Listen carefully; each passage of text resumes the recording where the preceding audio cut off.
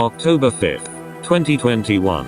The day that Sora, the main protagonist of Kingdom Hearts, joined Super Smash Bros. Ultimate as the final DLC fighter for the game.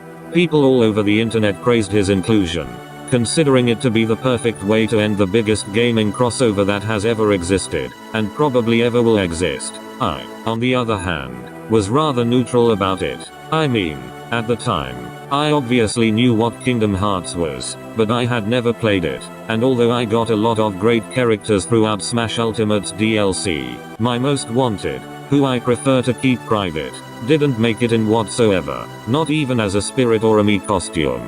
It also didn't help that I was going through a rather stressful period of time from September to November of 2021, which again, I'd prefer to keep private. So naturally, I would think that this was a pretty underwhelming way to end off such a fantastic game.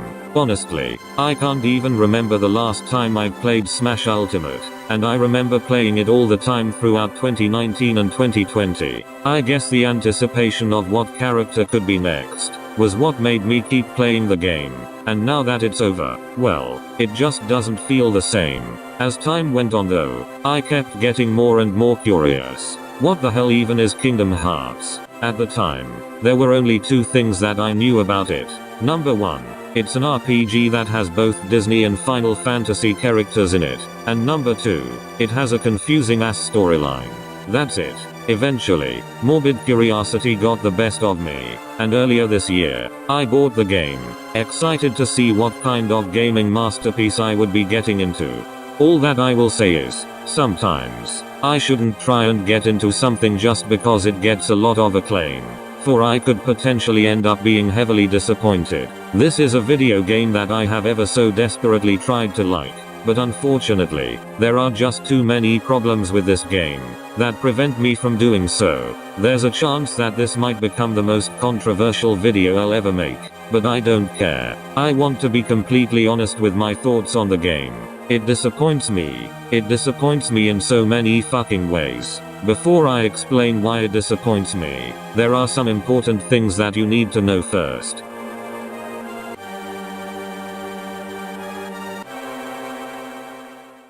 The first thing to note is that I have only played the first Kingdom Hearts, and as such, I will only be talking about that game. I am aware that there are quite a fair amount of games in this franchise, and that in order to fully understand the apparently confusing storyline, I have to play every single one of them, and not just the numbered games. There's a chance that whatever flaws Kingdom Hearts 1 has, isn't present in the later games, but due to how heavily story-based this series is, and because I haven't even beaten the first game, and probably never will, there's no chance that I'll ever play the other games in the series. The second thing to note is that I am playing the original PS2 version of Kingdom Hearts, and not one of those remaster compilations with the word salad titles. I have no idea if there are any differences story-wise between the original PS2 version of the first Kingdom Hearts and the word salad remaster of the first Kingdom Hearts. If there are any differences, well, I am fucked beyond belief. The third thing to note is, despite what you might think, I'm not bringing up the confusing storyline of Kingdom Hearts as one of my problems with the game. Again, I have only played the first Kingdom Hearts, and from what I've heard, the first Kingdom Hearts, on its own, actually has a fairly understandable storyline. But once you get into the later games, that's when shit gets complicated. Funnily enough, from what I've played of it so far, I don't necessarily have a problem with the first Kingdom Hearts storyline. Still, I understand that the storyline is a very important aspect of this whole series, so I do not recommend this video to anyone that has not played the game, and wants to know what it's like and whether they should play it or not. Instead, this video is more for people that are actually familiar with the franchise. If, for whatever reason, you decide to ignore my warning, and continue watching the video despite not being familiar with Kingdom Hearts, just know that there are a lot of spoilers in the video. Seriously, it's better to just not watch this video if you're not familiar with Kingdom Hearts whatsoever. Trust me. Anyways, moving on. The fourth thing to note is that, as stated earlier, I have not beaten this game, and I don't think I will ever beat it. However, I have almost 11 hours worth of playtime for this game, and I think I've played enough of the game to form an opinion on it, and explain why I find it so disappointing.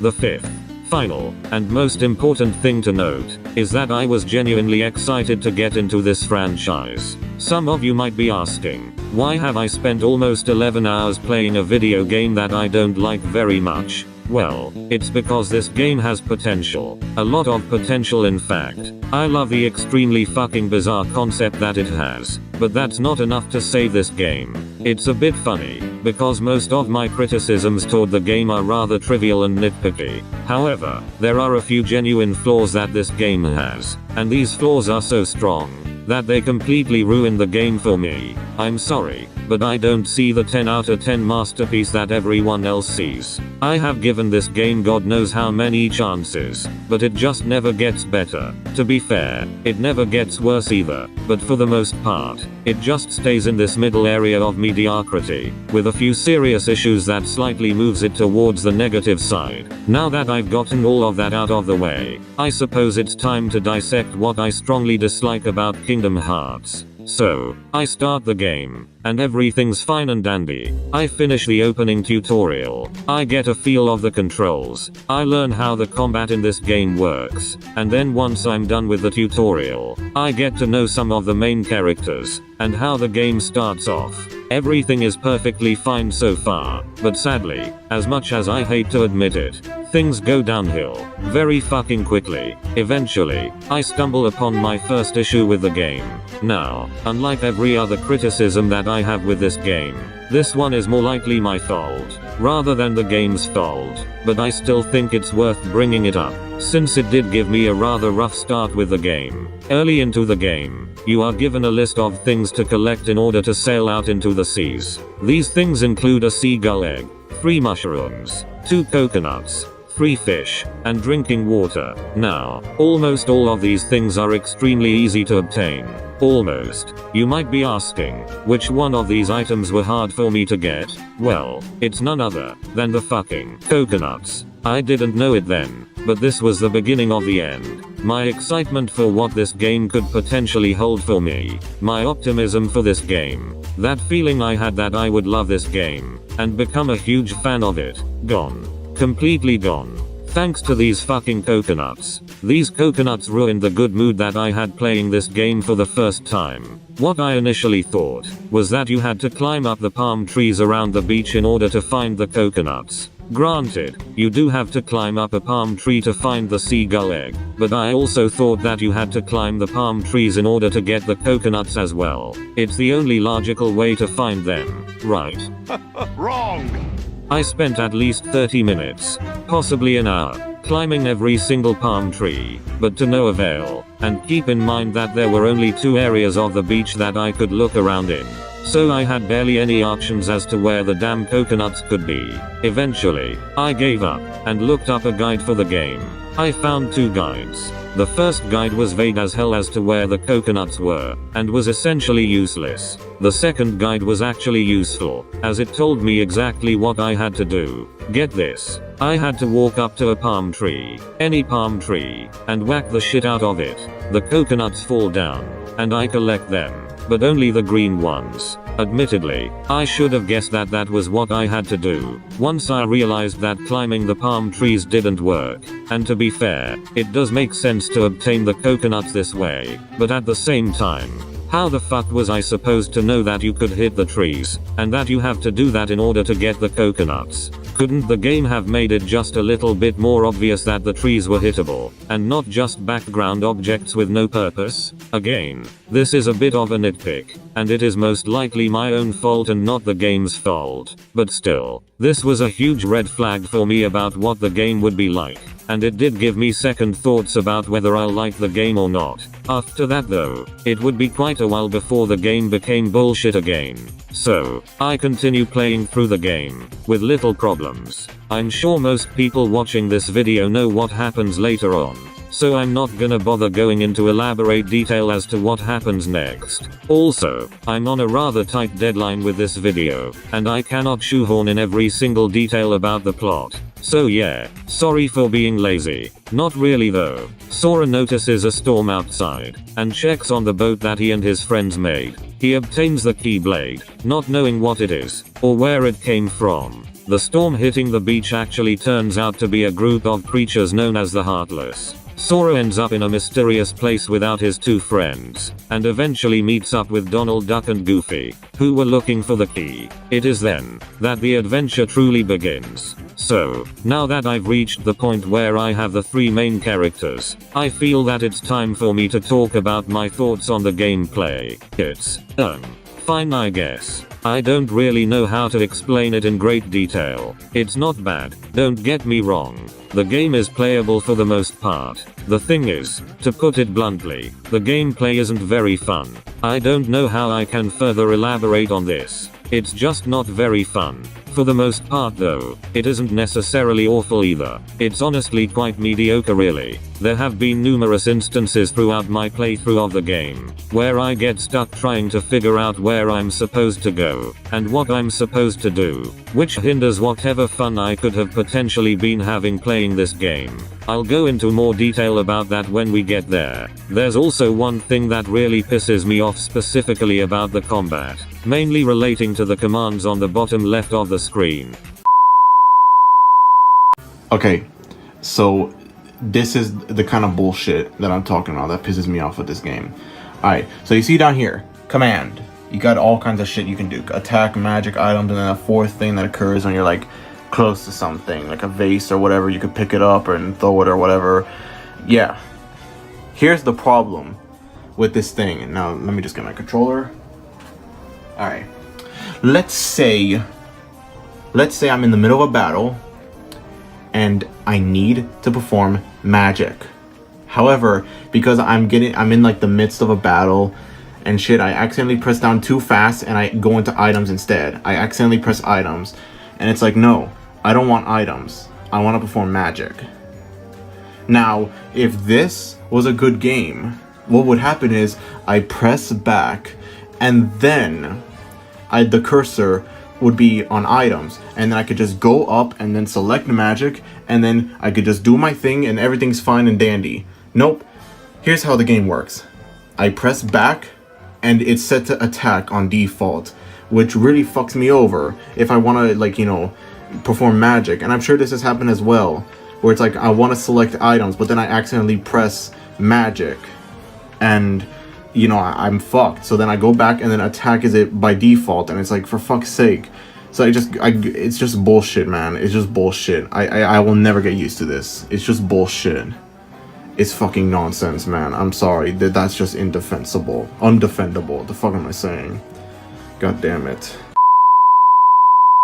Aside from that though, there isn't anything wrong with the gameplay that I can bring up right now. But don't worry, we're going back to the bullshit very soon. There's just one more thing that I forgot to bring up at the beginning of the video, and I feel that it might explain why I don't enjoy this game all that much. Here it goes. I have never played a single Final Fantasy game before in my life. Obviously, Kingdom Hearts is known for having many Disney characters in it, but there are also various Final Fantasy characters that appear throughout the series. Admittedly, it's quite easy for me to forget that this isn't just a Disney RPG, but a Disney RPG that also has Final Fantasy characters in it. I have a slight feeling that this might explain why I don't enjoy Kingdom Hearts all that much, but at the same time, I kinda doubt that not playing a single Final Fantasy game would affect my enjoyment of Kingdom Hearts.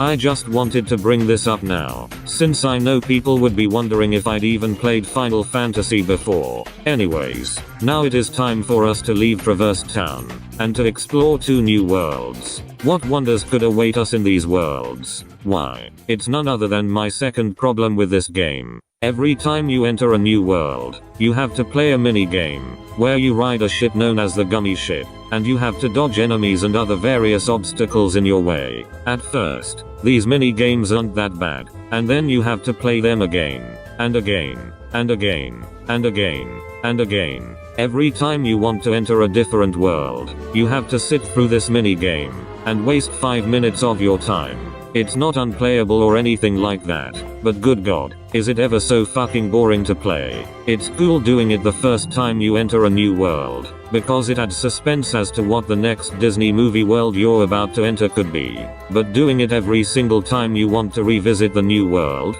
Forget it. Just have it be optional. Oh yeah, there's also the occasional scenario where you can truly grasp just how pointless these mini games are. Let me give you a scenario that has most likely happened to at least one of you. I'm in a world that doesn't have any sort of shop, and I'm low on items, so I have to go back to Traverse Town. Since that's the only world I know of that has a shop, I go to the map, select Traverse Town, and waste 5 minutes of my time playing the gummy ship mini game. Eventually, I enter Traverse Town, go to the shop, buy whatever shit I need, leave Traverse Town, go back to the world that I was in, and waste another 5 minutes playing the fucking gummy ship mini game. Who the fuck thought this mini game was a good idea? Something extremely easy that should take around 2 or 3 minutes to do, ends up taking at least 10 minutes to do, because of these damn mini games. Unlike the coconuts that I talked about earlier, this right here is a genuine flaw that severely ruins the game, and whatever enjoyment I could have gotten out of playing it. There's no way in hell any Kingdom Hearts fan could look at this, and not see anything even remotely wrong with it. These mini games do nothing but make Kingdom Hearts more slow and boring. And if you can believe it, there's another flaw that this game has that makes it even more slow and boring than it already is. We'll get there when we get there. I'm aware that you also have the option to customize the ship, but I don't even bother doing that. For one thing, they give you too many instructions on how to customize it, and it's hard to memorize all of it at once. By the time you finish the tutorial, and actually start customizing the ship, you'll be thinking, wait, what the fuck was step 1 again? They do give you a screen which explains how to customize the ship in simpler details, and you can access it at any time, but it doesn't matter, as the main reason why I don't bother customizing the gummy ship, is because I doubt it would make the mini games any less pointless. Anyways, after wasting 5 minutes going through the gummy ship mini game, we finally arrive at the first Disney movie to be permanently ruined for me, Alice in Wonderland. And, look, I'm gonna be completely honest with you, I first got this game somewhere around late March of this year, and although I initially played it on a mostly daily basis, that all changed when I got to Wonderland. Ever since Wonderland, I've played the game in very small doses, making the most out of every playthrough. This game frustrates me that much, and this will be further highlighted when we enter the next world. For now, we stay in Wonderland. Despite the fact that I literally played this game only a few months ago, and despite the fact that Wonderland was exactly where shit went completely downhill, to the point where there was no return, I genuinely barely remember what the fuck it was that pissed me off in Wonderland. So excuse me for being lazy during this part of the video. I very much remember being heavily pissed off inside the Lotus Forest, but I legitimately don't remember why, and I'm pretty sure I got to Wonderland around April, almost 2 months ago. I don't know, I guess I just had other shit going on in my head for me to really pay attention to what pissed me off. I can't remember, and to be honest, I'm not sure if I even want to remember. The most that I can tell you is that this was when my earlier criticism of not knowing where to go or what to do really started to become apparent. There were items in some parts of Wonderland that, if it weren't for various playthroughs of the game online, I'd have no idea you could interact with. The only thing that pissed me off about Wonderland, that I also remember in great detail, was this part where you give a flower a potion, and it spits something onto Sora that makes him huge, and then you have to hit a tree a few times before you get this thing that Sora eats and shrinks him down. God only knows the amount of potions I wasted in order to become giant. Hit the tree, climb up the tree, and see all the possible routes I could go to make any sort of progress. Don't even get me started on the instances where I select a potion, but I accidentally give it to Sora, Donald, or Goofy, instead of the flower. Fuck that shit. I'm pretty sure that this was when I had my first fit of rage playing this game, and sadly, it wouldn't be the last. Other than that, that's about all that I can remember. I think what happened was that this event annoyed me enough, to the point where I started watching a let's play of the game, and following it as accurately as possible, to prevent this kind of nonsense from happening. I'm pretty sure I also made a vow to start doing things myself once I moved on to the next world. Because, well, where's the fun in watching a let's play to help you get through a game? It's okay to use them occasionally for when you get lost in a game, but in Kingdom Hearts, getting lost is extremely fucking easy to do. I don't really know what else to say about Wonderland, but I can assure you that this was when everything went downhill, and whatever hope I had for this game being good was completely gone. Shit. I guess while we're still here, I might as well talk about my third big flaw with this game. Near the end of my adventures in Wonderland,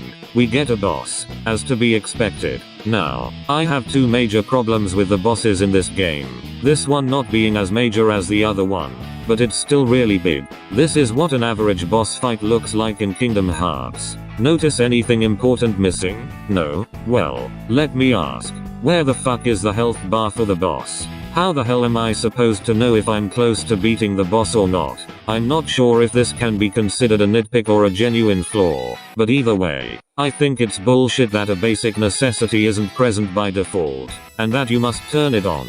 Yes, you heard me right. In order to see the enemy's health bar, you have to pause the game, go to abilities, and select scan. That way, you can finally be able to see the health bar for the enemy. Also, I'm 99% sure that this is something that you have to unlock later into the game, although I don't know exactly when it is you unlock it.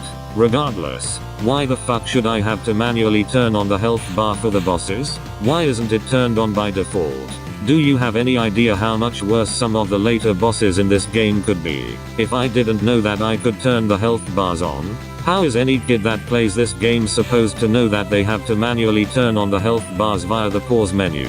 It's bullshit. Straight bullshit. Okay, I beat the boss. Some random bullcrap that I'm too lazy to go into detail about happens. A new world gets unlocked, and I decide to check it out. I'm over here thinking that all the confusing shit would be exclusive to Wonderland. And in a weird way, it kinda makes sense that the Alice in Wonderland world would be confusing as hell to navigate. In which case they probably shouldn't have made it one of the first two worlds that you could choose to check out. But I digress. I enter the world. I spend 40 million years playing through the gummy ship minigame, and I eventually arrive at the second Disney movie to be permanently ruined for me, Tarzan. Now, it's worth noting that unlike Wonderland, I very much remember all of the bullshit that occurred throughout the Tarzan world. It's also important to note that I've never actually seen Tarzan before, and after playing this world, I don't think I ever will. I've actually obtained a hand-me-down DVD of Tarzan not long ago, and I can't wait to have this Disney classic be forever ruined for me by Kingdom Hearts. I'm sorry, Phil Collins. Forgive me for everything that I have just said. Hey, look on the bright side. At least Brother Bear is still safe. Anyways, as I was saying, I initially thought that the Tarzan world would be nowhere near as bad as Wonderland. Oh, if only I knew what was to come. But before that though, as I approached the Tarzan world, something came up on my mind. Obviously the main characters of this game are Sora, Donald, and Goofy, but are they the only playable characters in the game? Surely that couldn't be the case. This game has a huge collection of Disney characters. It would be ridiculous to have these three be the only playable characters in this massive Disney crossover. I mean, I'm fine with Sora being the default playable character, but surely I could swap out Donald and Goofy with any other characters, right? Well, yes, but also, no. The trio crash the gummy ship into the jungle. Sora wakes up separated from Donald and Goofy. He then comes across a jaguar. A brief boss battle ensues, before Tarzan finally jumps into action, and Sora meets him. It is then that I get my hopes up for a potential redemption arc for this game. I see the party member select screen, and I immediately get excited at the fact that Tarzan could be on my team. You see, what I thought was that when I unlocked a new party member, I could have them on my team at any time, regardless of which world I was on. I genuinely thought that if I went back to Wonderland with Tarzan on my team, I would be able to run around Wonderland with him on my team. Of course, this game decides to go against my wish. and essentially defeat the whole purpose of making this a giant Disney crossover game. Sometime after making a fair amount of progress on the Tarzan world, I decide to test this out. I exit the Tarzan world, go to Wonderland, and disappointment. Are you fucking kidding me? The game can't even be just a little bit fun, and have Disney characters interact in other Disney movie worlds? No, of course not. Tarzan is only playable in the Tarzan world. Aladdin is only playable in the Aladdin world. Jack Skellington is only playable in the Nightmare Before Christmas world. Because fuck making the game fun. Am I right, guys? It doesn't help that the fucking gummy ship minigame makes this whole ordeal even longer than it needs to be. It should have taken me only a minute, possibly less, to go from the deep jungle to Wonderland, and then back to the deep jungle. But no, I have to waste at least 10 or so minutes playing this extremely boring space shooter.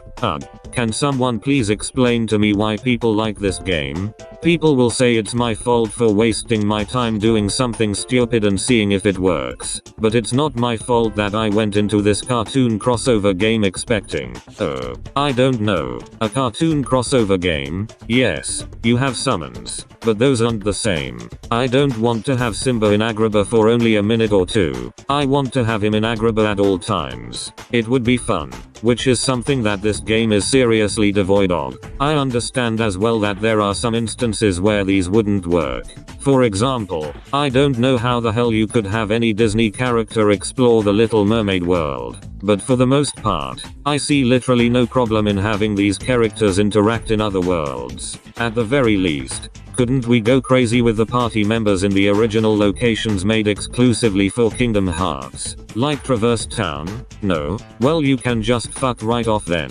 Alright, now that I've gotten that out of the way, it's time for us to explore the Tarzan world, where all the flaws of the game really start to show, including what might be the biggest problem with this game. The one flaw this game has, that makes me sincerely question why people love this game so damn much. In part 2, we explore the hellish nightmare, that is, Deep Jungle.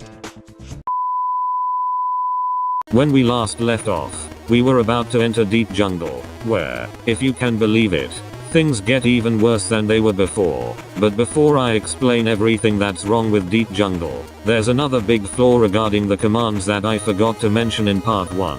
And this flaw becomes way more prevalent in Deep Jungle. So I say it's a good idea to talk about it now. Let me give you a scenario. I'm in a battle, and I'm very low on health. So I need to get out a potion to heal myself. I go to items, and select a potion. A menu then pops up, asking if I want to heal Sora, Donald, or Goofy. Obviously, I select Sora, and a small animation plays before I get healed. Now, I really wish I had footage of this happening to me to further prove my point. But unfortunately, I cannot provide footage of this happening. So take my word for it. The amount of times I have tried to heal myself during battle, only to then die in the middle of this animation, is immeasurable. Is it really necessary to play this animation when I'm trying to heal myself in the middle of a battle? The animation only lasts a few seconds, but during those few seconds, you're completely vulnerable. You can't do anything, except pray that the animation finishes, and you get healed, before the enemy successfully kills you. For fuck's sake. Just when I thought this game couldn't get any worse, it goes and gives me this nonsense. Seriously, think about this for a moment. Just let it sink in. You could die while in the middle of healing yourself. You could fucking die while in the middle of healing yourself. Kingdom Hearts. Truly one of the greatest video games ever made. Fuck off with that bullshit. You also have the option to heal yourself using magic. And thankfully they do give you a shortcut to perform the magic, which slightly fixes the problem with the commands that I brought up in part 1. But it doesn't matter if you use magic or a potion to heal yourself, because either way, a small animation plays, and you are completely vulnerable during this animation. So no matter what you do, you're completely fucked. This becomes extremely aggravating once we get to the boss battles. It's bad enough during regular enemy battles, but it's during the boss battles where the game really tests your patience, in more ways than one. Furthermore, why am I given the option to heal Sora, Donald, or Goofy? Why can't I just select a potion? and automatically heal myself. I don't play as Donald or Goofy, so why do they give me the option to heal them? Why does this game have to ever so slightly drag out the healing process? There's no reason for this to be here, since I can each give Sora, Donald, and Goofy different potions. So why am I given the option to manually heal Donald or Goofy, when I can just supply them with potions and other items within the pause menu, and then the AI for Donald and Goofy could just simply heal themselves? Look at this bullshit. Each member can hold their own items. Sora can hold 4 items, Donald can hold 3 items, and Goofy can hold 6 items. I don't know why it's Goofy that can hold the most items, and not, the fucking main character of the game. But whatever, that's not the main point I'm trying to get across. What I'm saying is, there's no reason for these options to exist, when I could just supply each party member with a set of potions, before going into battle. Anyways, now that I've gotten that out of the way, it's time for us to endure the nightmare, that is, Deep Jungle. So, as stated before, the trio crash the gummy ship into the world. Sora ends up separated from Donald and Goofy. A boss fight with a jaguar occurs. Sora meets Tarzan. Tarzan joins my team. And I get heavily disappointed at the fact that I can only have Tarzan on my team in Deep Jungle. Good. Now that we're all caught up, let us continue. Donald and Goofy wake up somewhere separated from Sora, and the two of them meet 2 characters from the movie, Turk and Clayton. Meanwhile, we return to the gameplay. Tarzan jumps down somewhere, and I decide to follow him. I go into this area inside of a tree, before finding a hole, that takes me down to this small mini game where you ride a vine. To be honest, this mini game is kinda cool at first, but once you play it 2 or 3 more times, the novelty of it goes away very quickly. It also doesn't help that it's ridiculously easy to play, which greatly removes the fun factor for it. The good thing though, is that it's extremely short, being less than a minute long, so at least it's not as bad as the gummy ship mini game. Anyways, Sora and Tarzan fall into this lab area. Again, I've never seen this movie before, so please forgive me if I get any details wrong. We go inside of this tent, where we meet Jane, another character from the movie. Clayton then walks in, alongside Donald and Goofy, and Sora reunites with them, which makes Sora getting separated from Donald and Goofy kinda fucking pointless if you ask me, since they meet up again almost immediately after getting separated. But whatever, who gives a shit? Goofy tells Sora that he and Donald found a gummy block, which could hint at King Mickey being present somewhere in the jungle. You then have to go and get slides in order to jog Tarzan's memory of where Sora's friends are. So I go outside. There are 6 slides that you have to collect, and thankfully, they are all really easy to get. I walk back into the tent, and start the slideshow. You get a picture of a castle, which Sora claims looks familiar to him, despite never being there before in his life. You then get a picture of a man being a simp for a woman. I mean, a picture of a man giving a woman some roses, followed by a picture of an old woman holding a baby, a picture of a gorilla, a picture of a pirate ship, and finally, a picture of 2 men fencing. None of them help jog Tarzan's memory of where Sora's friends are. Well, that definitely wasn't a complete fucking waste of time getting those slides. Not one bit.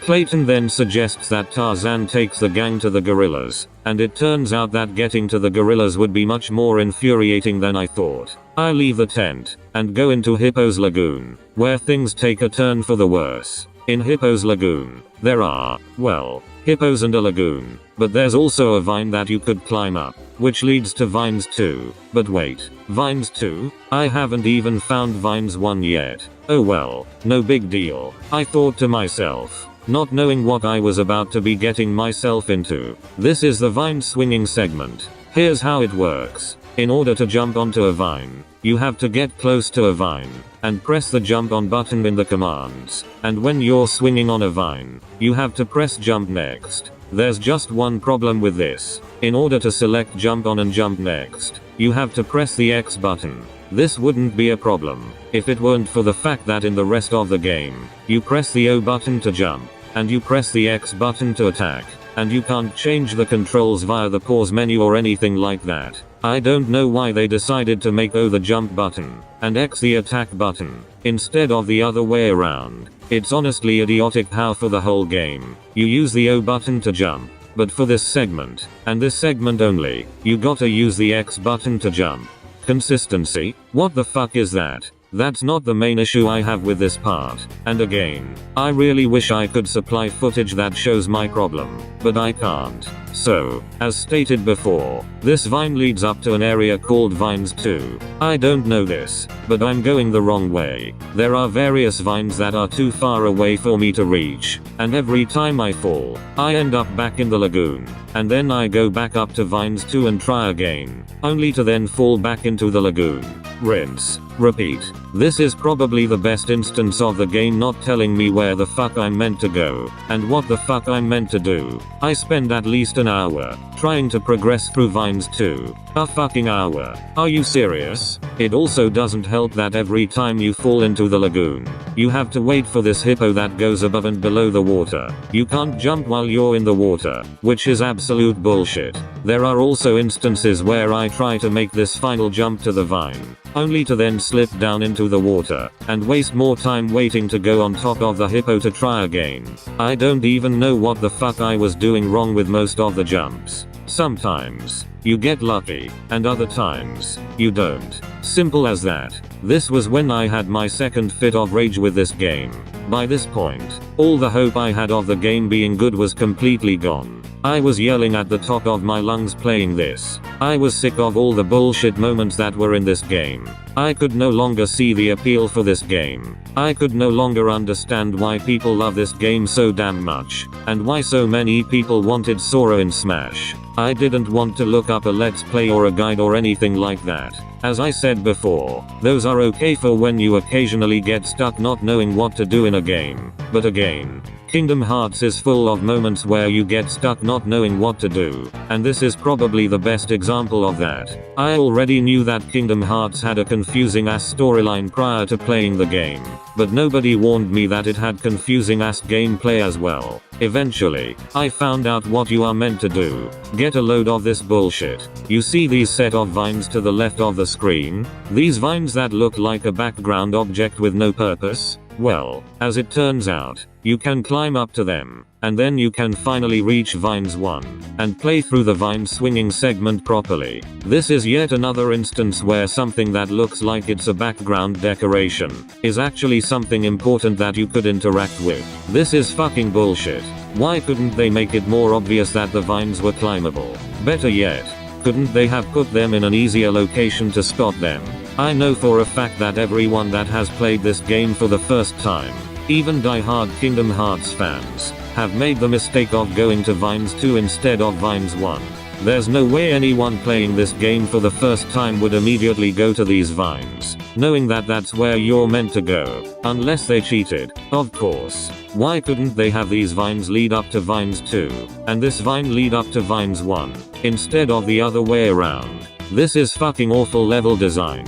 After going through all of that nonsense though, we finally make a little bit of progress on the storyline. The gang finally meet up with the gorillas, and Tarzan tries to convince the gorillas to help the trio, but to no avail. So, we climb up these vines that also look like they're part of the background, and we head back to the abandoned house that we started at. Turk is playing with a globe, not knowing that Clayton intends to shoot her. Luckily, Donald comes in to save the day.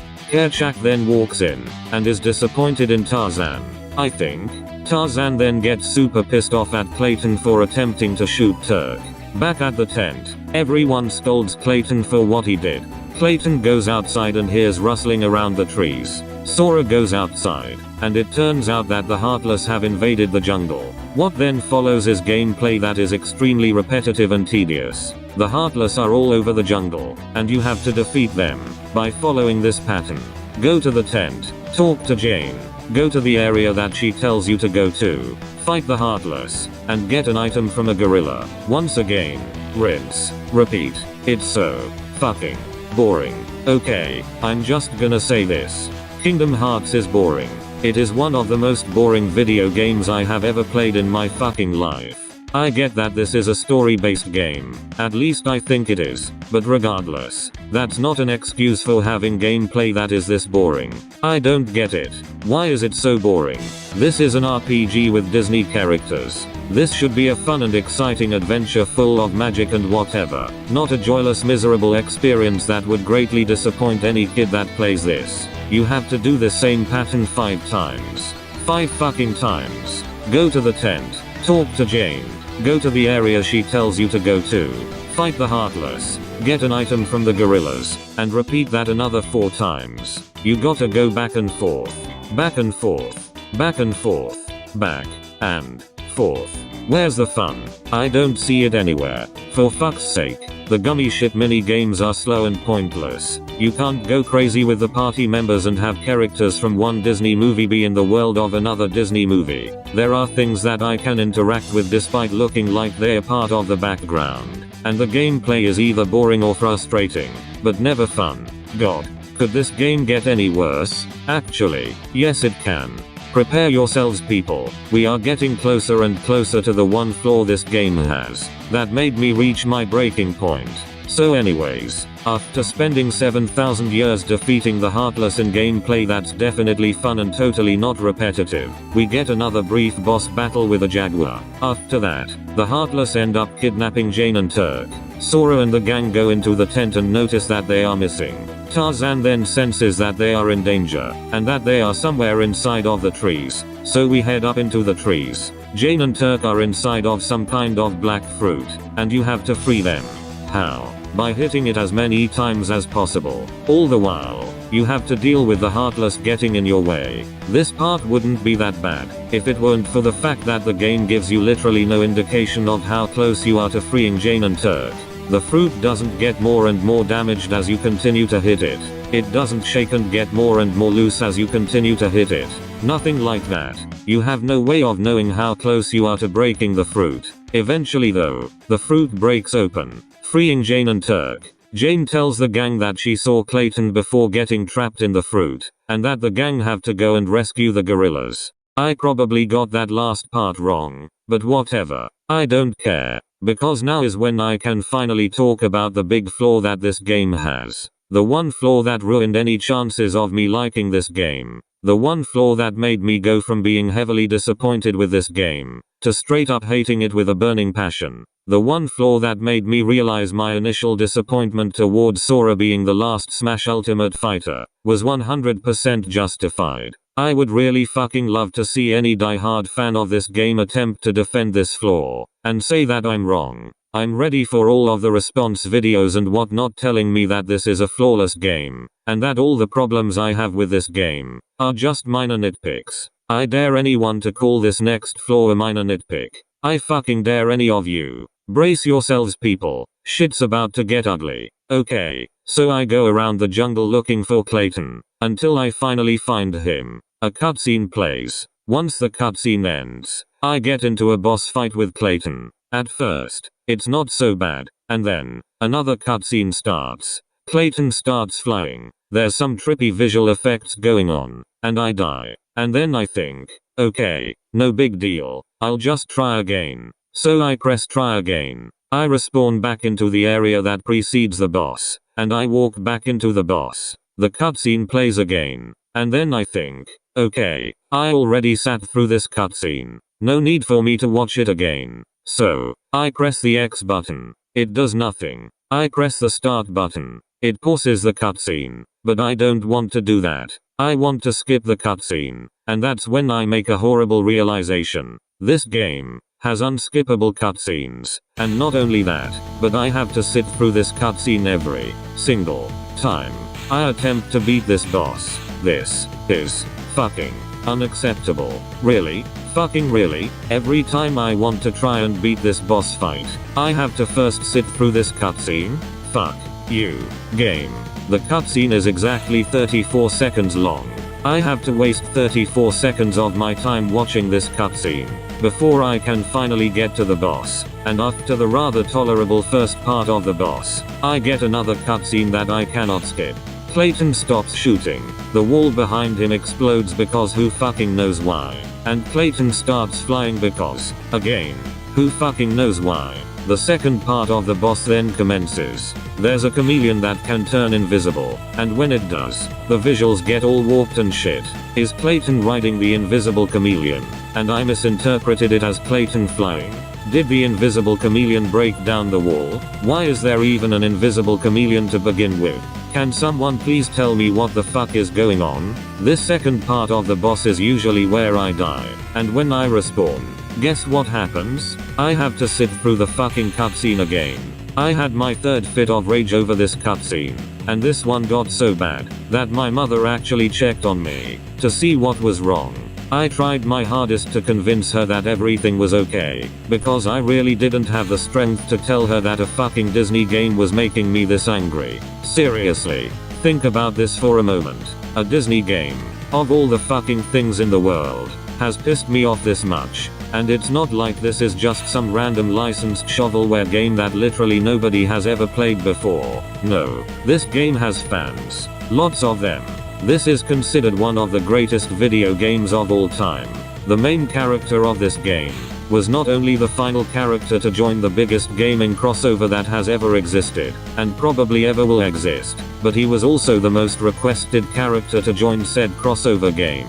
Are you fucking serious? A game with this many flaws should not have its main character join Super Smash Bros., especially not as the final fucking fighter for the game. Please, somebody explain to me, why can't you skip the cutscenes in this game? It would make this boss infinitely more tolerable. Why can't it go like this? The first time I do the boss, I can't skip the cutscene, but every time I do it afterwards, I can skip it whenever I want. It's literally so fucking simple. Just press the X button, and poof, the cutscene is skipped, and the boss fight becomes more tolerable. Another thing to keep in mind is that by the time I got to this boss, I still didn't know that you could turn the enemy's health bar on, which only made things harder for me. I swear to God. First the health bars for the enemies aren't turned on by default, and now the cutscenes aren't skippable. What's up with this game not having basic fucking necessities that literally every video game needs? Eventually, by some fucking miracle, I beat Clayton and the Chameleon. Clayton and the Chameleon. Now I know what my future band name will be. Anyways, the chameleon falls down on Clayton, and they both magically vanish. I then obtain the ability to heal myself via magic. Though as stated all the way back at the beginning of the video, it's not as helpful as I want it to be. A gorilla goes up to Sora, and throws him up into the sky. Sora then dies, after hitting the ground, and the game finally ends. I fucking wish. Donald and Goofy also get thrown up, and Tarzan climbs up to join them. We then go inside of this cave behind a waterfall, and enter a platforming section inside of the caves. Look, I'm fucking exhausted, and we're almost done with Deep Jungle. Let's wrap things up. We enter this cave, with this blue glowing thing in it. Tarzan then learns about the true meaning of friendship, or some cliche crap like that. I don't know. Look, this would be a cute, wholesome moment, if it weren't for the fact that literally 5 fucking minutes ago, I was going through severe pain and suffering trying to beat Clayton. And now the game wants to give me this. Is the game trying to fucking guilt trip me or something? Is it trying to make me change my mind about all the negative things I've said about it? Because I hate to break it to you, but it's not going to work. You know what? I'm gonna say it. I don't care about whatever messages, morals, or themes that this game has. None of that is going to change my mind on the game. I'm not like every other cartoon YouTuber. I don't automatically say something is good, just because it has a good message. And I don't automatically say something is bad, just because it has a bad message, or no message at all. Having a good message about friendship doesn't change the fact that the gummy shit mini games are extremely pointless, or the fact that the game has unskippable cutscenes, or the fact that there are vines that you could climb up, despite looking like they're part of the background, or the fact that the enemy's health bars aren't turned on by default, and you have to manually turn them on, but only after unlocking the ability to do so. No message or theme that this game has could make up for any of those flaws. Anyways, the blue glowing thing explodes into a bunch of butterflies, and a keyhole is revealed. Sora aims the keyblade at the keyhole, and shoots it, and with that, Deep Jungle is now forever safe, and a Disney classic is now forever ruined for me. Thanks a lot Kingdom Hearts. Meanwhile, a bunch of Disney villains are holding a conference criticizing Clayton for failing to stop the heroes, or some shit like that. I stopped caring about the storyline by this point, which given how notoriously confusing the storyline is not a good thing at all. It's not my fault though, if the game wants me to pay attention to its unnecessarily confusing storyline. Maybe it should have good fucking gameplay as well. Being a story-based game is not an excuse for having shitty gameplay. I'm just saying. The most important thing that you should know about this cutscene is that the villains kidnapped Alice, and unfortunately for Alice, I am not rescuing her. Back in the jungle, Sora, Donald, and Goofy say their final goodbyes to Tarzan and Jane, and I unlock a new Tarzan-themed Keyblade. And just like that, I am officially done with Deep Jungle, as well as this part. In part 3, well, more shenanigans will ensue. For now though, I need to rest. All this talk about Deep Jungle has given me a massive headache, and I need to lie down. I'll see you all in the next video. Goodbye. I hate Kingdom Hearts. I think I've made that very clear with the last 2 videos, and unfortunately, there are still a lot more things this game has that makes that point more clear. You would think that after enduring the nightmare that was the Clayton boss fight in Deep Jungle, that I would call it quits, and never play the game again. But no, I decided to keep playing through the game. Why? Because I'm an idiot. Now, I will be going out of chronological order during this first half, as this happened while I was still in the middle of playing through Deep Jungle, so just bear with me. After failing my 9 millionth attempt at beating Clayton, I suddenly remembered, oh yeah, there's a 4th world that I haven't explored yet. Let's take a break from Deep Jungle, and check out this other world. I figured this would be a good thing, since God only knows what would happen if I had to sit through this fucking cutscene one more time. Okay, so I exit Deep Jungle, select this new world, play through the pointless gummy shit mini game. You get the gist of it. Eventually, we arrive at the 3rd Disney movie to be permanently ruined for me, Hercules. Again, I've never seen this movie, so forgive me if I get any details wrong.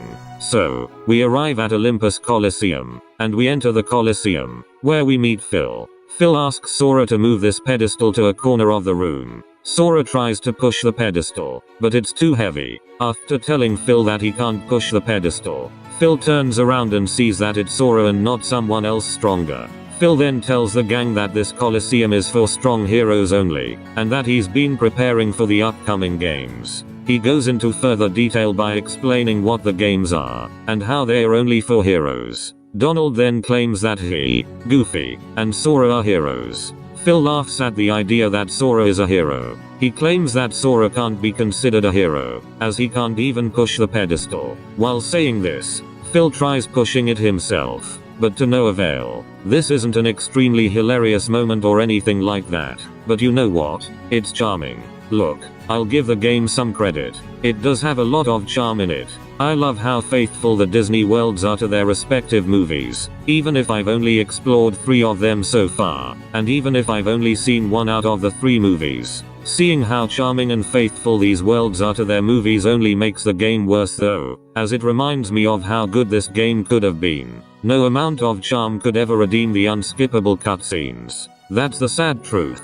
Anyways, after failing to push the pedestal, Phil asks Sora to show him what he's capable of doing. We then begin the trials. In the first round, you have to destroy 20 barrels within 30 seconds, and in the second round, you have to destroy 25 barrels within a minute. This part is, do I dare say it, actually pretty decent. For the rest of the game, the difficulty is extremely inconsistent. This game is either really fucking easy, or really fucking hard. This was the only part of the game where I felt there was a natural balance in the difficulty, as well as the only part that I could actually consider fun. It honestly felt kinda satisfying breaking these barrels. Damn, I've been complimenting this game quite a bit in this part. Maybe Olympus Coliseum is actually a fun world to play. I'd rather do this than sit through the same 34-second cutscene over and over again in Deep Jungle. I sure do hope we don't eventually get something that completely ruins Olympus Coliseum for me, like a boss fight or anything like that.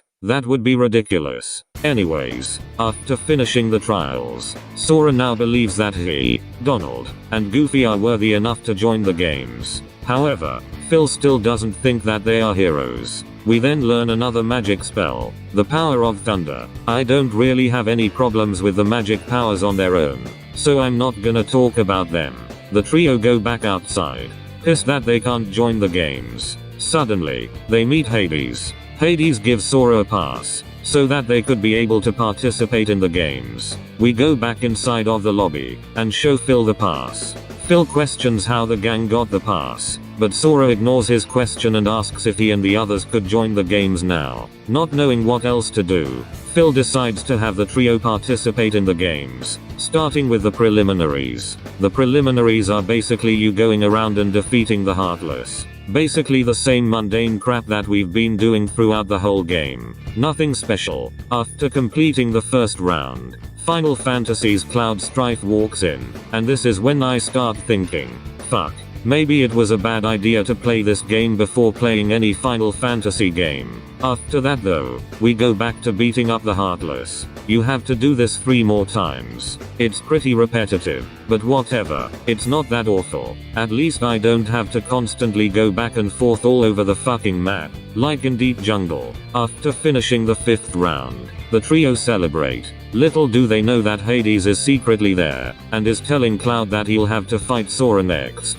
After that, we get a 6th and final round of defeating the Heartless, before we have to fight Cloud himself. I then lose to Cloud. I was kinda pissed about it, because I thought that meant you had to start all the way back at the first match, like how it was with the previous matches. But to my surprise, the game continued on, despite the fact that I lost. Now, I cannot find any footage of Sora losing to Cloud, and I have no idea if the story gets affected depending on who wins the battle. Most likely, it does get affected, but I'll never know, because it doesn't matter if Sora wins, or if Cloud wins. What immediately follows the battle with Cloud stays the same. A Cerberus appears, and Hercules makes his grand debut trying to stop it.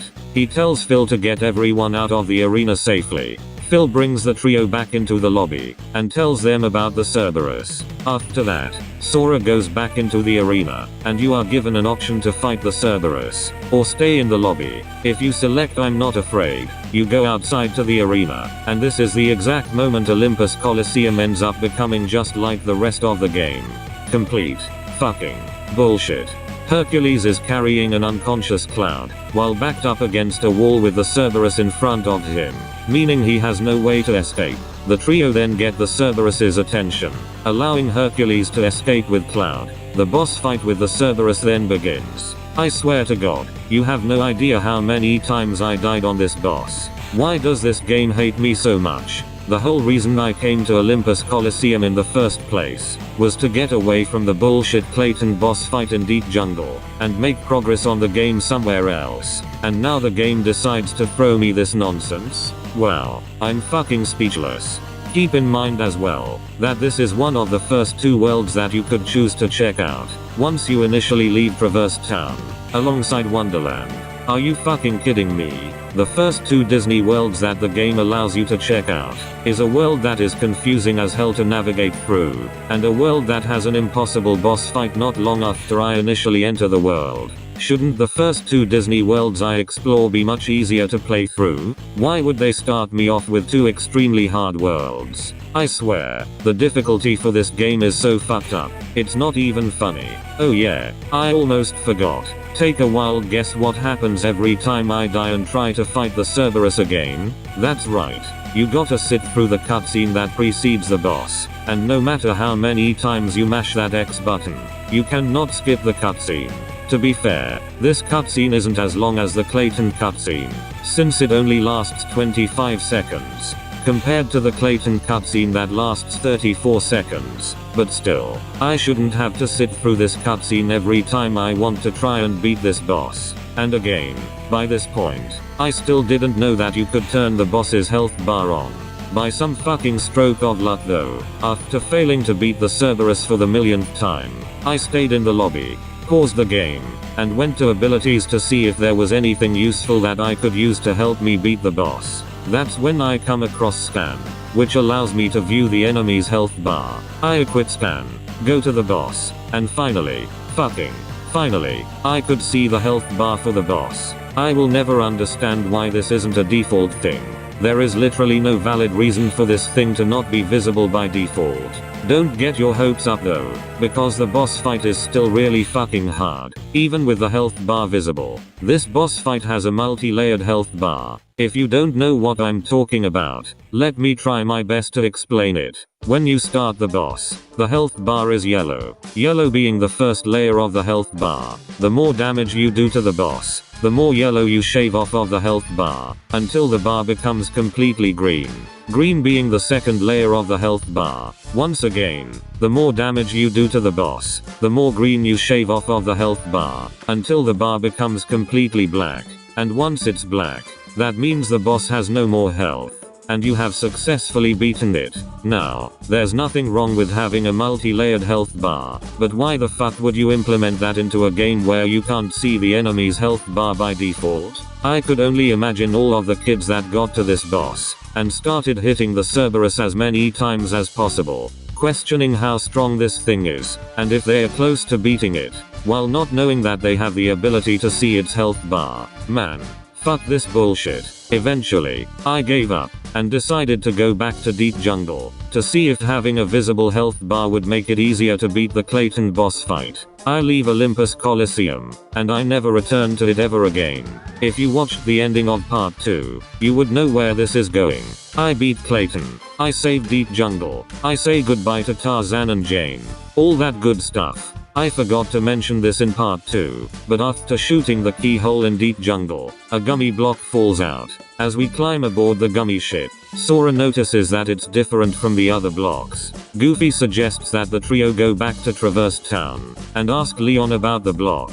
Leon being a character from Final Fantasy. So, it's back to Traverse Town that we go. We head back to Traverse Town, and we find Leon, who is inside a cave. Sora tells Leon that he sealed the keyhole in Deep Jungle, in which Leon explains that each world has a keyhole, which might include Traverse Town as well. He then states that the Heartless could slip through the keyhole of any world, corrupt the core of the world, and essentially destroy it. It's up to Sora to lock every world's keyhole, so that everyone could be safe. Sora then asks Leon about the gummy block. Aerith, who by the way, I don't care if I mispronounced her name, suggests that the trio look for Sid, since he'll most likely know about it. Before the trio leaves, Leon gives Sora Earthshine, a stone that Leon claims holds mysterious powers, and that he holds for good luck. Sora asks how to use it, but Leon doesn't answer his question.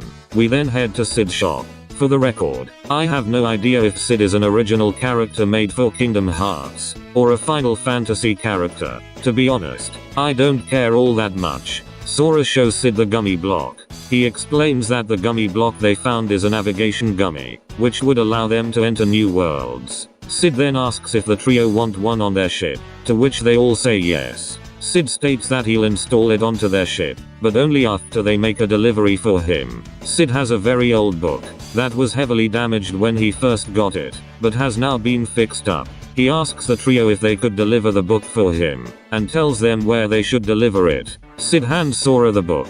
The ground shakes a little, and Sid explains that it's the bell ringing at a nearby shop. After that, we go and deliver the book. We head to an old house, go inside of it, and give the book to Merlin, a character from The Sword and the Stone. Damn, that's 4 Disney movies ruined for me. Actually, I'm quite surprised that this rather unpopular Disney movie has any sort of representation in Kingdom Hearts. I would have thought Kingdom Hearts only included Disney movies that were famous. Whatever, that's beside the point. Merlin tells Sora that the book doesn't actually belong to him, and that there are pages missing from the book.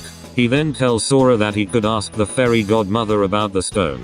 The fairy godmother, of course, being from Cinderella. Damn, a 2-in-1 combo. We now have 5 Disney movies ruined for me. Only 55 more to go. Anyways, the fairy godmother explains that the stone is a summon gem, which is basically various Disney characters that I could summon for a few seconds. For the record, the summon gem that I obtained is Simba, from The Lion King. For fuck's sake, that's 6 movies ruined now. 54 more to go. Simba's world was corrupted by darkness, but his heart was so strong that it prevented him from disappearing, and instead, he became a gem. The game then tells me how to use summons. I've already expressed my disappointment with the summons in part 1, so I'm not gonna repeat myself. After that, we leave the house and head back. That's when the trio come across Riku, one of Sora's friends. Sora introduces Riku to Donald and Goofy. He then asks Riku if he wants to join the trio on their adventure. However, Donald is against the idea, and he and Sora argue about it. While the two of them argue, Goofy points out that Riku mysteriously disappeared without a trace. After that, the trio go into this house, where they meet up with Leon, Aerith, and Sid. Sid tells the trio about Maleficent. Okay, this is getting ridiculous. That's 7 movies now. Anyways, the others tell the trio about how Maleficent is responsible for the Heartless, and how they lost their world because of it. Outside, Maleficent is trying to gaslight. I fucking hate myself for using that term, but I can't think of any other way to word this. Riku into thinking that Sora replaced him with Donald and Goofy. She then tells Riku to follow her. Back in the house, Sid tells the trio that he installed the navigation gummy onto their ship, and to meet him at the 1st district. Aerith then brings up the bell in the 2nd district. The same bell that rang not long ago. This girl, I'm not even gonna bother looking up her name, claims that there's an urban legend regarding the bell. Sid tells the trio to go to the bell, and ring it 3 times, to see if anything happens. So, I leave the house, and I decide to meet Sid first, and then ring the bell. I head to the 1st district, and I meet Sid. Sid reveals that he works on gummy blocks, and gives me an item. After that, we head to the 2nd district, enter the shop, exit the shop, and climb up this ladder next to it. A bunch of Heartless spawn, and you have to defeat all of them. I haven't brought this up yet, but there are these symbols throughout all of the worlds, and when you have the main trio together, you can get near one, and perform what the game calls a trinity. Most of the time, all it does is spawn a chest that gives you an item. Very rarely did the trinity have anything important for me during my playthrough of the game, which is why I haven't brought it up until now. So, we do the trinity, and break the door down. It's very important to note that you can't break down the door until after you defeated all the Heartless. Keep that in mind. Anyways, you pull the string, and ring the bell. Every time you ring the bell, a picture on a nearby fountain changes. The 3rd time you ring the bell, the picture on the fountain changes into a keyhole. So, we head down to seal the keyhole, and then, another fucking boss fight starts. Why am I not surprised? Looking at how small its health bar is, assuming you play the game with the health bar turned on, like a normal person, you would assume that this boss would be a piece of cake. But as it turns out, each part of the body has its own health bar, which is especially bad if you didn't know about Stan. Look, I'm sorry for sounding like a broken record, but seriously, why aren't the enemy's health bars turned on by default? I have to repeat these problems when it's necessary, in order to showcase how bad they are, and how they ruin the game. And similar to the Clayton boss, the first part is mostly fine. It's the second part where everything goes to shit. This thing gets back up, and rearranges itself. The boss fight then resumes, and if you look closely, you can see that this thing now has 3 layers in its health bar. Brown is the first layer, yellow is the second layer, and green is the third layer. What the fuck? This is fucking impossible. Also, guess what happens when you die? You would assume there would be an unskippable cutscene, like with Clayton and the Cerberus. But no, what happens when you die on this boss is arguably worse than when you die during the Clayton and Cerberus bosses. When you die, you have to ring the fucking bell 3 times again, but not before beating up the Heartless again, since the Trinity doesn't work until after you have defeated the Heartless. Like with the Cerberus, I didn't even bother to beat this thing. I did maybe 2 or 3 more attempts, before I got tired of ringing the bell, and doing all of that nonsense. Sitting through an unskippable cutscene is one thing, but this is a completely different thing. I have to waste 2 minutes beating the Heartless and ringing the bell 3 times again, and then try and beat the boss, which lasts for around, I don't know, 30 seconds, before I die. And when I die, I have to waste another 2 minutes beating the Heartless and ringing the bell 3 times yet again. Why can't it go like this? If I die on a boss, and I select try again, I immediately start at the boss. You know, like a normal fucking game. Why does this game have to punish you, and force you to do all this bullshit, or sit through an unskippable cutscene, before you can finally get to the boss? Okay, I have reached my breaking point. Usually, I'm perfectly fine with other people's opinions and whatnot. I usually respect opinions. But I have no fucking clue how anyone could ever like this game. There are a lot of Kingdom Hearts reviews all over YouTube, almost all of which I imagine are positive, and I must wonder if any of these reviews bring up at least one of the flaws that I've discussed throughout this whole series. Because there's simply no fucking way these people are 100% okay with any of the flaws that I have brought up. How could anyone like this game? It's so slow and boring. The only instance where the game is mildly fun is a mini game where you fucking destroy barrels. That's it. How is this not considered one of the worst video games ever made? How is this not considered on par with games like Superman 64 or Sonic 06? I don't get it. I really fucking don't. Oh yeah, remember how at the beginning of part 2, I talked about that small animation that plays while you try to heal yourself, and how it could potentially screw you over while you're in the middle of a battle? Well, I finally have footage of that happening. So, if you doubted me then, now you have no choice but to 100% believe me. I couldn't do this shit anymore. I was stuck between 2 boss fights that were unnecessarily difficult, not because of the bosses themselves, but because of the shit that precedes them. I never beat this boss, and I never will. Okay, you would think this would be the point where I decided to stop playing this game, but no. I remembered that I had that navigation gummy, so I exited Traverse Town, and decided to check out this mysterious portal on the map. At least I think that's what happened, and that's what the navigation gummy did. Who fucking cares at this point? Okay, I'm just gonna get this out of the way. Most of you are probably wondering why I kept playing this game, despite it being super obvious that I hate it with a passion. Well, as I stated in part 1, I still had hope that this game would eventually get good. That's the most important thing that you should all know. I went into this game expecting a masterpiece, and what I got instead was a frustrating game that doesn't deserve any of the praise that it gets. Just so you know, I have never played any infamous bad game before in my life, with one exception. But if I ever played any of these games, I would play them while knowing that they're shit. If I ever played ET for the Atari 2600, I would play it with the knowledge that it's bad. If I ever played Superman 64, I would play it with the knowledge that it's bad. If I ever played the Zelda CDI trilogy, I would play them with the knowledge that they're bad. For the record, the only infamous bad video game that I've ever played is Sonic 06, and once again, I went into Sonic 06 knowing that it was a bad game.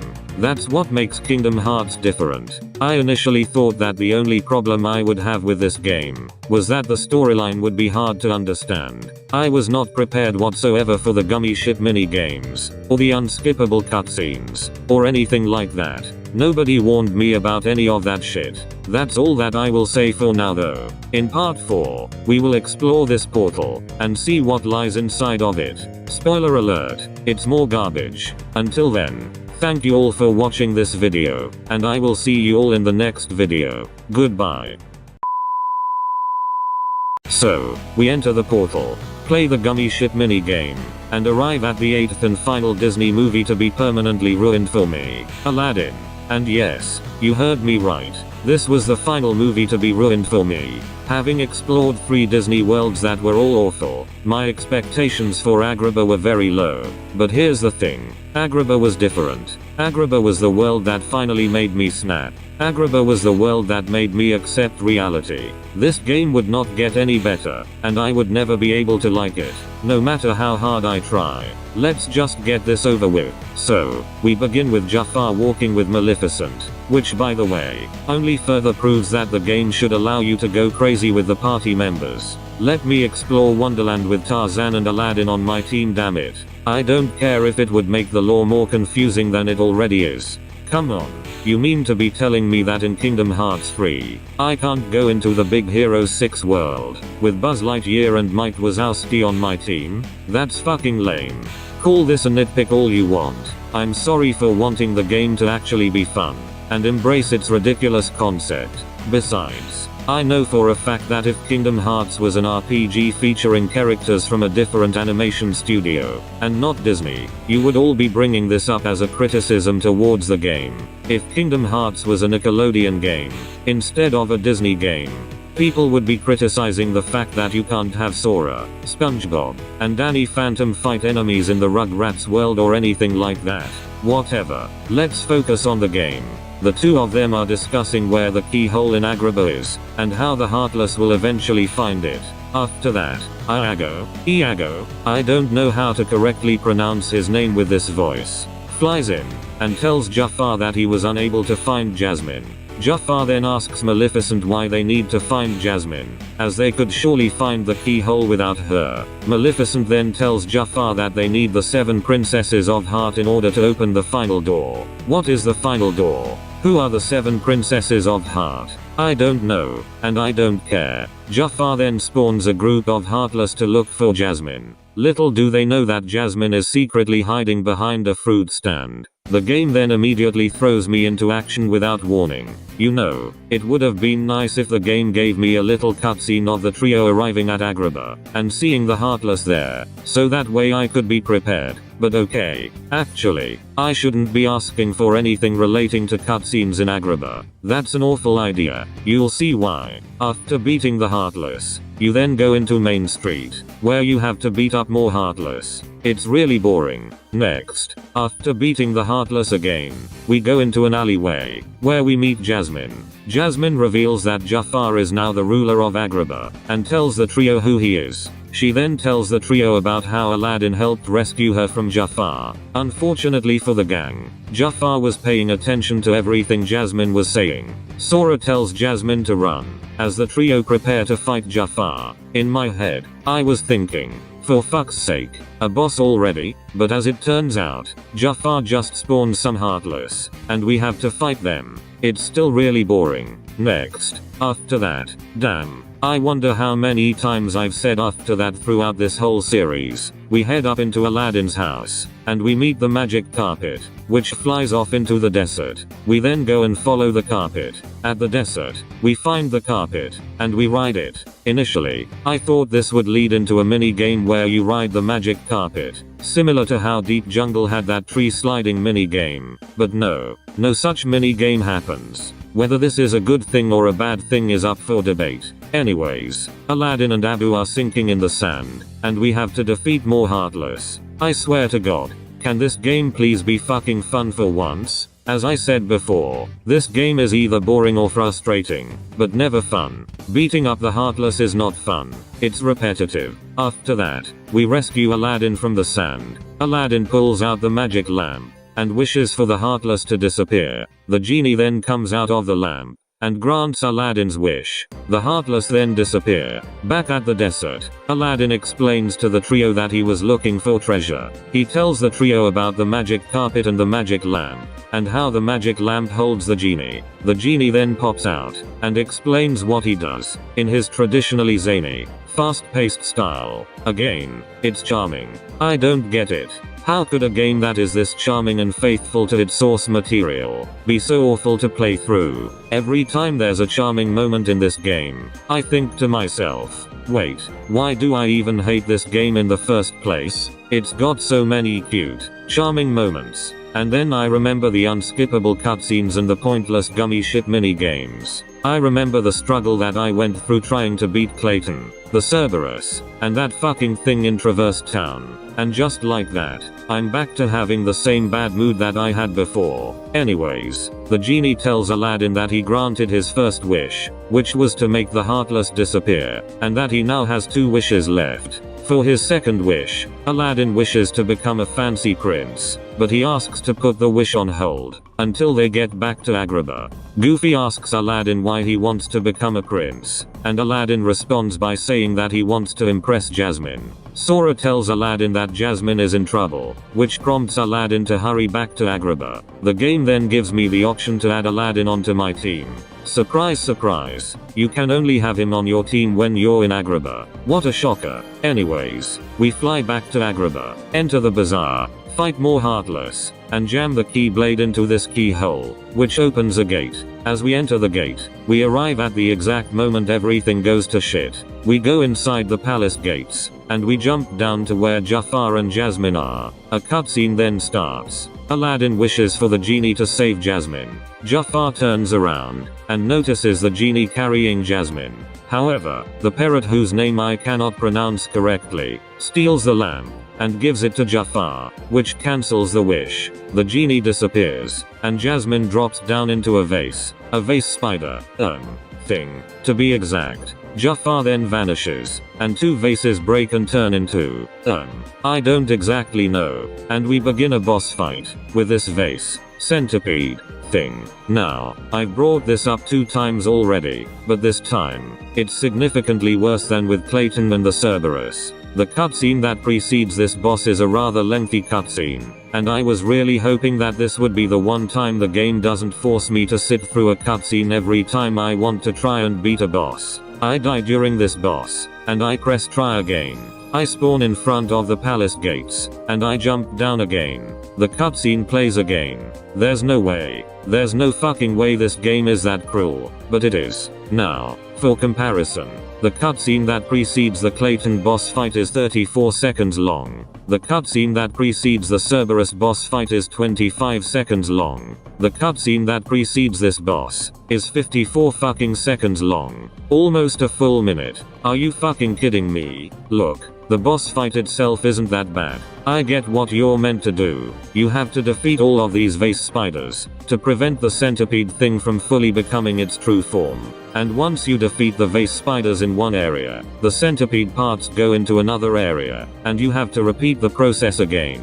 It wouldn't be that bad if I didn't have to sit through a nearly minute-long cutscene every time I tried to beat the boss. I had my 4th fit of rage during this cutscene, but this time, it was different. I'm pretty sure I had a straight-up fucking mental breakdown because of this cutscene. I tried to beat the boss, and then I died again, and I just sat there at the continue screen, yelling at the top of my lungs, asking why do people like this game so much, and why did so many people want Sora to join Smash Ultimate. Just like before, my mother came in to check on me, and I tried telling her that everything was fine. That's when I knew to stop playing the game for the time being. I can't stand this game. I sincerely don't know how a game that has this many flaws could be considered a good game, let alone one of the greatest video games ever made. What was it that I said during part 1 again? It's a bit funny, because most of my criticisms toward the game are rather trivial and nitpicky. However, there are a few genuine flaws that this game has, and these flaws are so strong that they completely ruin the game for me.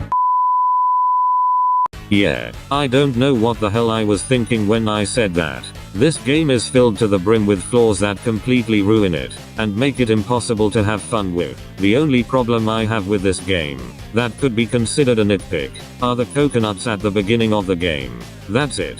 Every other problem that I have with this game is 100% valid. You could argue that I'm simply bad at the game, that it's not the game's fault, but rather, it's my fault. Except that can't even be a valid argument, because none of the problems that I have brought up throughout this whole series have anything to do with me being bad at the game. Let's look at some of the biggest problems I have with this game. The gummy shit mini games are pointless as hell. The cutscenes are unskippable. There are objects that you could interact with despite looking like they're part of the background. And the health bars for the enemies are not visible by default. Now, tell me, what do any of these problems have to do with me being bad at the game? There is literally no correlation between any of these problems and me being bad at the game. Kingdom Hearts is just a flawed game. It's as simple as that. And even if I was bad at the game, it still shouldn't fucking punish me by forcing me to sit through this long ass cutscene every time I want to try and beat this boss. How could anyone defend this? Better yet, How could any of the people that worked on this shitty game not see anything wrong with this? Seriously, not a single person at Disney or Square Enix, however the fuck you pronounce it, looked at this, and thought that maybe the cutscenes should be skippable? Fuck off. I don't even think the Loud House has made me as angry as this game. I'm not even joking when I say that. This game has pissed me off, in a way that no other game ever has. If I played this game as a kid, I would have hated it even more than I do now. I would have given this game no mercy. If I played this game before Sora joined Smash, instead of after, I would have been way more angry at his inclusion. I could easily envision it in my head. I played Kingdom Hearts as a kid, and I hate it with a passion.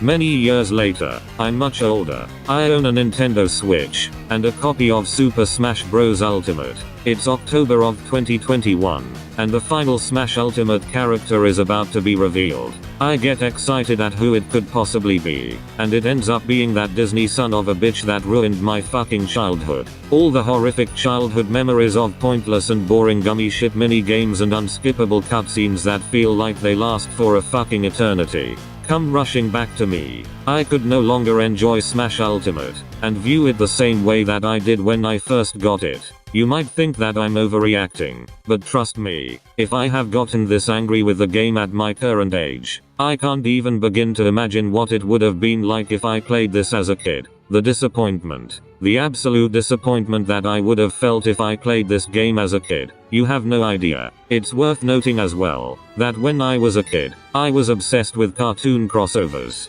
I loved seeing my favorite cartoon characters interact with each other when I was a kid. Johnny Bravo meets Scooby-Doo. Timmy Turner meets Jimmy Neutron. That sort of thing. Nicktoons Attack of the Toy Bots and Nicktoons Globs of Doom were two of my favorite video games as a kid. I'm in the minority here when I say that I always thought Cartoon Network Punch Time Explosion was a pretty decent Smash Bros. Clone, even though it is obviously nowhere near as good as the real thing.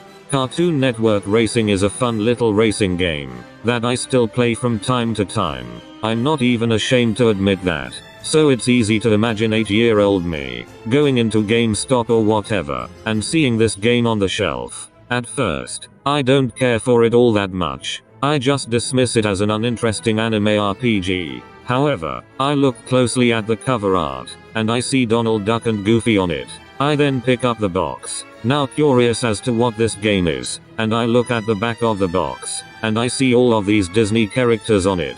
I see the genie from Aladdin, and Ursula from The Little Mermaid, and Jack Skellington, and all of these other Disney characters. I then get excited at the game, and I'm begging my mom and dad to get the game for me, which they do. On the car ride home, I'm looking at the game, with a look of excitement on my face. I'm over here thinking that this is gonna be a Disney version of Nicktoons Unite, or something along those lines. And then, I get home, and I play the game, and it's the most miserable piece of shit that I've ever played in my fucking life. And just like that, my childhood is completely ruined. Again, you might think that I'm overreacting, but listen, when I was a kid, I didn't fuck around with my cartoon crossovers. I mean it. All I wanna know at this point is why people say that this game is good, and I swear to God, if people say that this game is good because of the storyline, we are gonna have a fucking problem. Everyone that has ever talked about Kingdom Hearts, regardless of whether they like the game or not, has brought up that the storyline is confusing as hell and hard to understand. That's literally one of the few things I knew about the game before I actually played it. And now you wanna turn things around and tell me that the storyline is actually good? No, I'm not buying it. And don't you dare tell me that just because the storyline is confusing doesn't mean that it's a bad storyline, because that makes no fucking sense. Again, I have no idea if Kingdom Hearts is a story-based game or not, but it doesn't matter, because the storyline is confusing as hell, and the gameplay ranges from being boring to being frustrating. Either way, you lose. Honestly, I wish the confusing storyline was the only problem that I had with this game. A game can have a bad storyline, but as long as the gameplay is good, that's all that matters. People always say that graphics don't make a game, which is true, but guess what? Storyline doesn't make a game either. It's more important than graphics, but gameplay is still the #1 priority for any video game. Video games should be fun. Kingdom Hearts is not fun. It has a fun concept, sure, but that's not enough to save the game. I don't get it.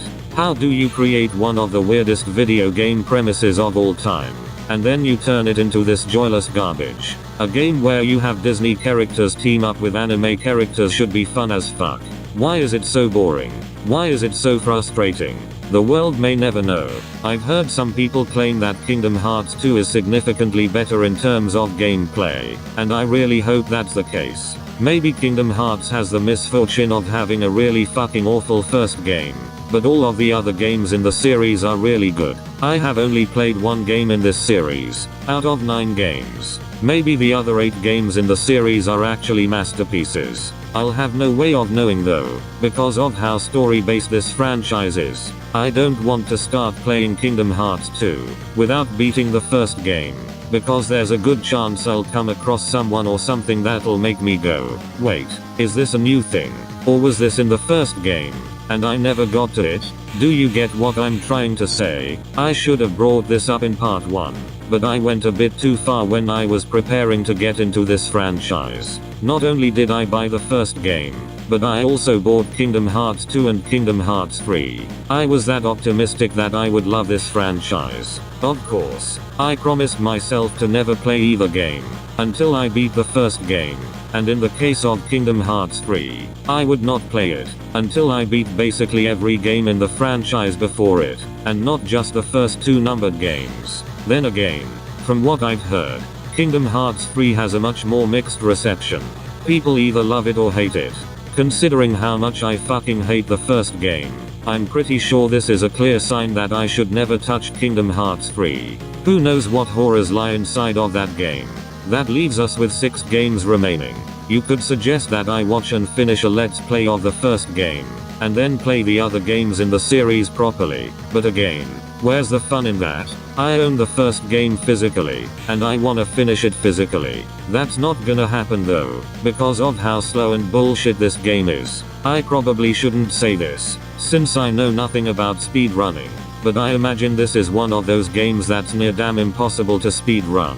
Between the gummy shit mini games and the unskippable cutscenes, I must wonder, what is the world record for this game? 400 years? Anyways, by another miracle, I beat the vase centipede thing. At this point, I was just done with this game.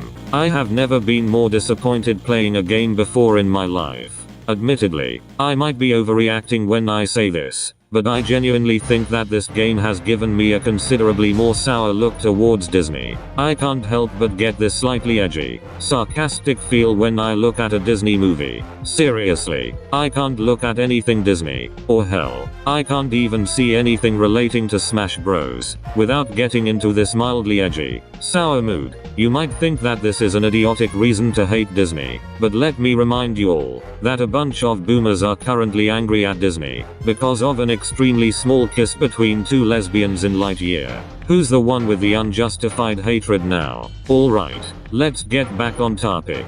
I beat the vase centipede. I obtain Ray of Light. I don't know what the fuck it does, and I don't care either. The gang head out into the desert to follow Jafar and Jasmine. We get on the magic carpet, and start riding into the desert. We then reach the Cave of Wonders, which is now corrupted by the Heartless. Do you know what this means? It means we have to endure another fucking boss battle. Just wonderful. The game decides to be even more of an asshole, and gives me another boss battle, right after beating the previous boss battle. And once again, when you die, the game doesn't immediately start you off at the boss. No, once again, for the 4th fucking time, you have to sit through an unskippable cutscene. To be fair though, at least the cutscene that precedes this boss is shorter than the cutscenes that precede the other bosses, being only 25 or so seconds long. But still, do you think I had the mental strength to beat this thing? Especially after spending an eternity trying to beat that vase centipede thing? Again, let me remind you all that every time you fail to beat this boss, the game forces you to watch a nearly minute-long cutscene that you cannot skip, before you can try to beat the boss again. I don't care if I sound like a broken record. Why can't you skip the fucking cutscenes? Nobody has the patience to sit through all of this crap, especially not kids, who would most likely not be very good at the game, because, you know, they're kids for fuck's sake. It was when I got to this boss that I realized I could no longer make any more progress on the game. I was now stuck between 3 bullshit bosses. The Cerberus in Olympus Coliseum, this thing in Traverse Town, and the Tiger Head in Agrabah. I stopped playing the game by this point, because I knew that even if I beat one of these bosses, or hell, all 3 of these bosses, I know for a fact that there would still be more bosses with unskippable cutscenes that would follow. Very recently, I decided to see how many bosses this game had, since I recall only coming across 10 or so bosses during my playthrough. So I decided to go on YouTube and see how many bosses this game had. By this point, I stopped giving a shit about spoilers, and I just wanted to see what I was missing out on. That's when I come across this video, and, good lord, 2 fucking hours long? Are you serious? And this is just for the first game only. Granted, it's for the final mix version, which again, I don't know how it differs from the original PS2 version that I played, but still, why is it 2 hours long? You think that's bad? Wait till you get a load of this. Every boss in Kingdom Hearts 2, the length of the video, 5 fucking hours long. No, I don't care if it's better than the first game in terms of gameplay. There's no way I am ever touching Kingdom Hearts 2. Oh god, just thinking about how many of those bosses would be preceded by unskippable cutscenes. It makes me sick to my fucking stomach. Going back to the first game though, the video that I found had timestamps for each boss in the description, and as it turns out, I had only encountered 18 bosses during my playthrough, out of 58 fucking bosses. Is this game out of its mind? Imagine buying this game as a kid, thinking it'll be a fun Disney adventure, and then you play the game, and it just gives you this nonsense. This is ridiculous. I couldn't do this anymore. There would come a time where I would finally snap with this game, and this was that time. I did maybe 2 or 3 attempts to beat this thing, and then I finally called it quits. Let it be known that May 9th, 2022, was the final day I ever attempted to beat Kingdom Hearts, as well as the final day that I ever played it properly, not counting those brief moments where I had to record gameplay footage in order to prove certain points. You might say that I haven't played enough of the game to form an opinion on it, but let me remind you all that I have spent over 10 fucking hours on this game, which I think is enough time. How long do I have to keep playing this game before it becomes okay for me to critique it? How long is this fucking game anyways? I have spent over 10 hours playing this game, and it feels like I'm not even halfway done with it. It feels like I still have a very long way to go, but there's no way in hell I will ever see what this game has beyond these 3 bosses, unless I want to make my mental health even worse than it already is. I've actually considered doing something idiotic.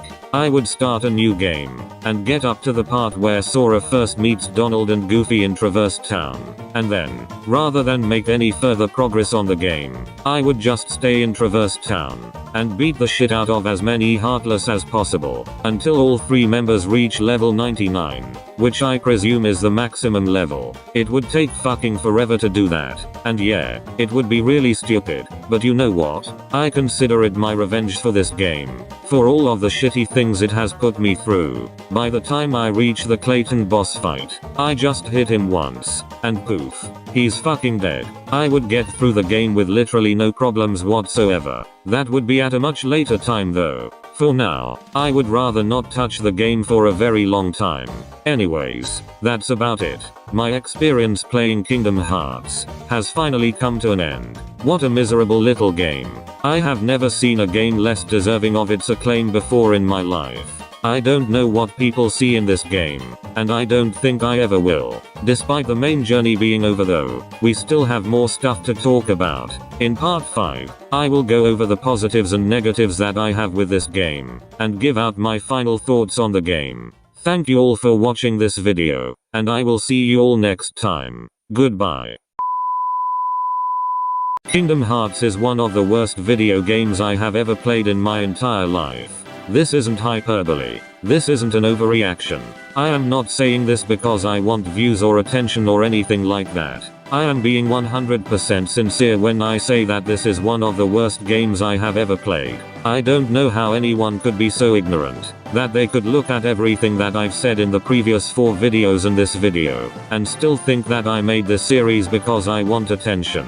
Because I'm an evil little troll that wants to make innocent Kingdom Hearts fans angry. How fucking ignorant do you have to be to genuinely think that? In the previous 4 parts, I went into detail about my experience playing the game, and how it disappointed me in a way that no other game ever had. Now that I've finished talking about my experience playing the game, I think it's time for me to move to 3 different subjects. What I liked about the game, what I disliked about the game, and my final thoughts on the game. Somehow, if you could believe it, I don't think this game is 100% garbage. It does have a good amount of redeeming qualities, but unfortunately, the bad outweighs the good, or perhaps, the good outweighs the bad, but the bad is so strong that it completely invalidates the good. This game could have a million good things, and only 5 bad things, but the 5 bad things could be so strong that they would completely spoil the million good things, and prevent any chances of the game redeeming itself.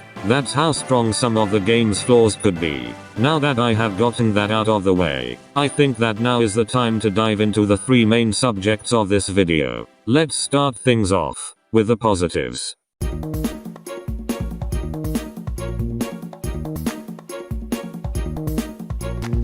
First off, the game's graphics are absolutely gorgeous. Being an early 2000s kid, I have a very soft spot for the general aesthetic that most video games from the 6th generation have, and Kingdom Hearts is no exception to this. Between the sunny beaches of Destiny Islands and the dark streets of Traverse Town, the original locations in this game look fantastic. Even the gummy ship mini games, as pointless as they are, look great as well. I love the trippy, psychedelic imagery that they have. It's just a shame that they are wasted on a mini game that has no purpose, and is only there to waste your time trying to get to a world. The main thing about the graphics that I want to praise are, of course, the Disney worlds. Although I only explored 4 of them, I love how faithful they all are to their respective movies. If it weren't for how awful the gameplay is, it would really feel like I'm going on a fun adventure throughout these worlds, with Donald and Goofy by my side. Whether I'm sliding down a tree with Tarzan,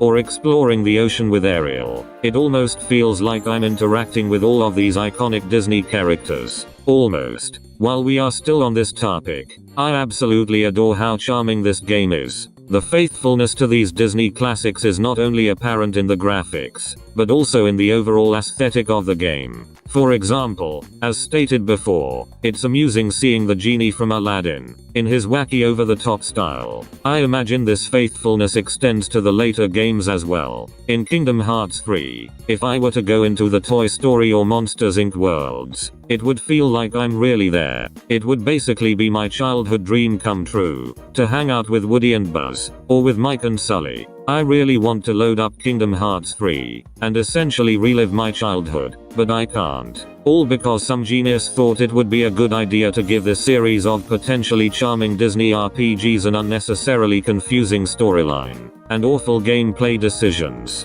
that prevent the whole fucking franchise from being the masterpieces that they should be. Okay, calm down Zerex. Save the negativity for later. Let's move on to the next positive. That should hopefully clear my mind. The music in this game is absolutely fantastic, and it further adds to the faithfulness that I've brought up before. Given how many Disney worlds there are in this game, it would only make sense that they would all have a diverse selection of music that all fit their respective world. Wonderland's music sounds slightly zany. Agrabah's music sounds Middle Eastern. You get the idea. I originally wanted to use the music from Kingdom Hearts itself in these videos, but I decided against it, as I didn't want to risk any sort of copyright issues. If you've been paying attention to the bottom right corner of the screen every time a new song plays, you would know that I got my music from, other sources. Yeah, let's put it that way. Wink wink. Anyways, the music in this game is beautiful. I love how diverse it is, and I love how fitting they are to their respective worlds. If there's one thing about this game that I can say deserves the acclaim that it gets, it is definitely the music.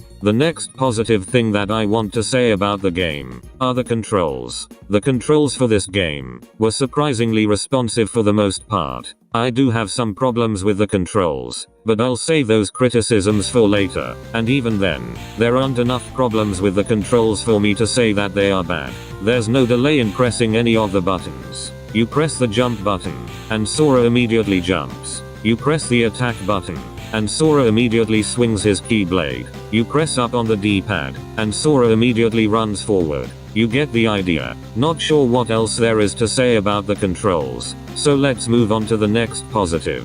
Throughout the game, there are these chests that you can find.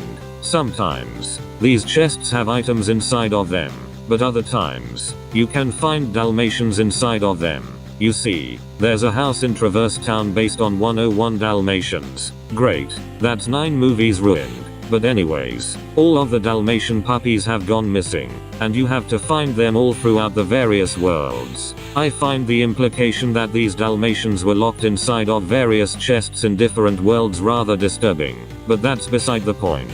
After rescuing a few Dalmatians, I decided to go back to the house, and I see all of these Dalmatian puppies. I go inside of this room, and I noticed this one Dalmatian that always followed me wherever I go inside of the room, which is really fucking adorable, if I'm being honest. It's little things like this that made me want to keep playing this game. Alright, what other positives does this game have? I'm kinda running out of good things to say about this game.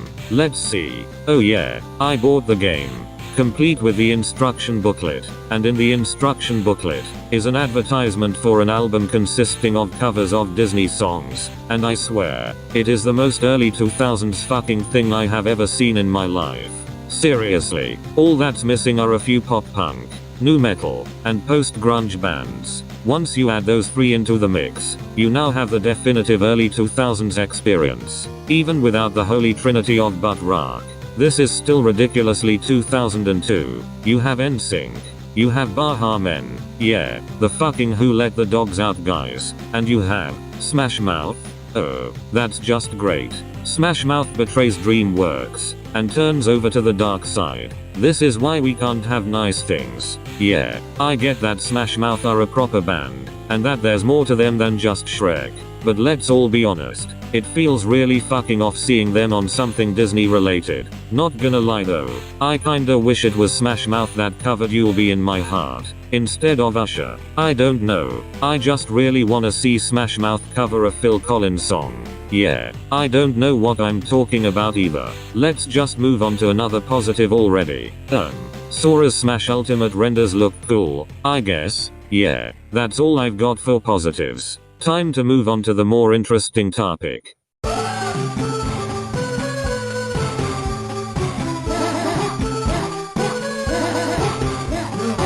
The gummy ship mini games are boring as hell, and they serve no purpose. They are only there to waste your time.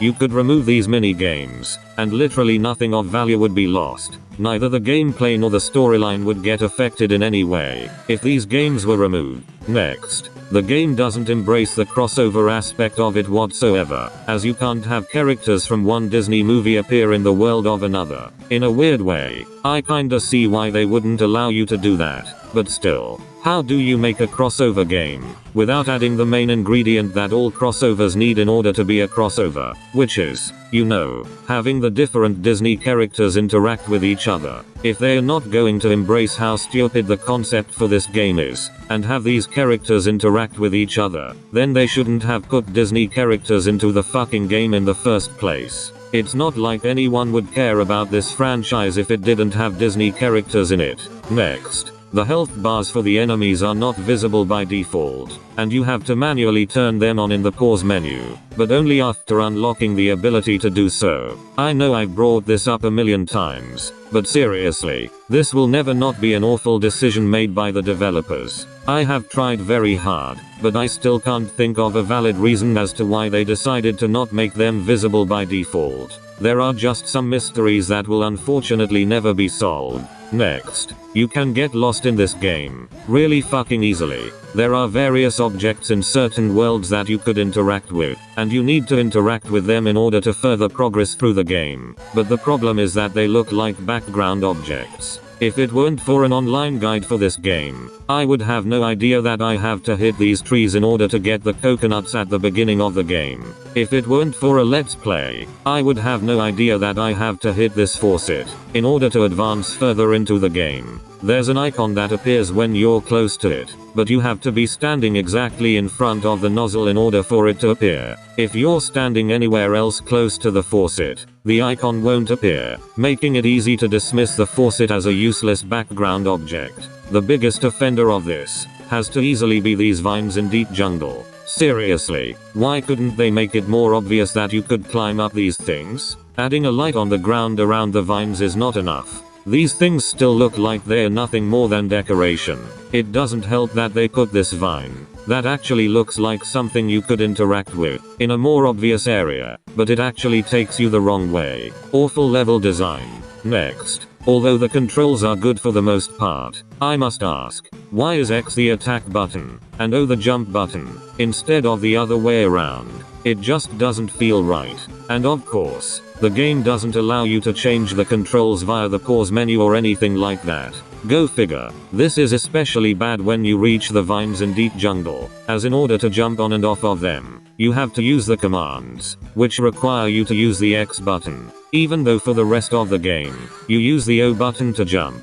Gotta love consistency. The vine swinging segment itself is a negative point as well. I don't even have to explain why. The gameplay footage just speaks for itself. Next, whenever you try to heal yourself, the game gives you the option to either heal Sora, Donald, or Goofy, when it should automatically heal Sora, since you could each supply Donald and Goofy with potions, rendering these options useless. As if that wasn't enough, when you try to heal yourself, a small animation plays before you get healed, and 90% of the time, this animation can really screw you over when you're trying to heal yourself during battle. It doesn't matter if you use a potion or magic, because an animation will play either way, and there's a good chance that the enemy could kill you before you could successfully heal yourself. What a load of bullshit. Next, the storyline is extremely confusing. I don't even give a shit about the storyline. And to be honest, the first game's storyline isn't even that bad or confusing to understand. But still, I feel like I'm legally obligated to include the confusing storyline as a negative.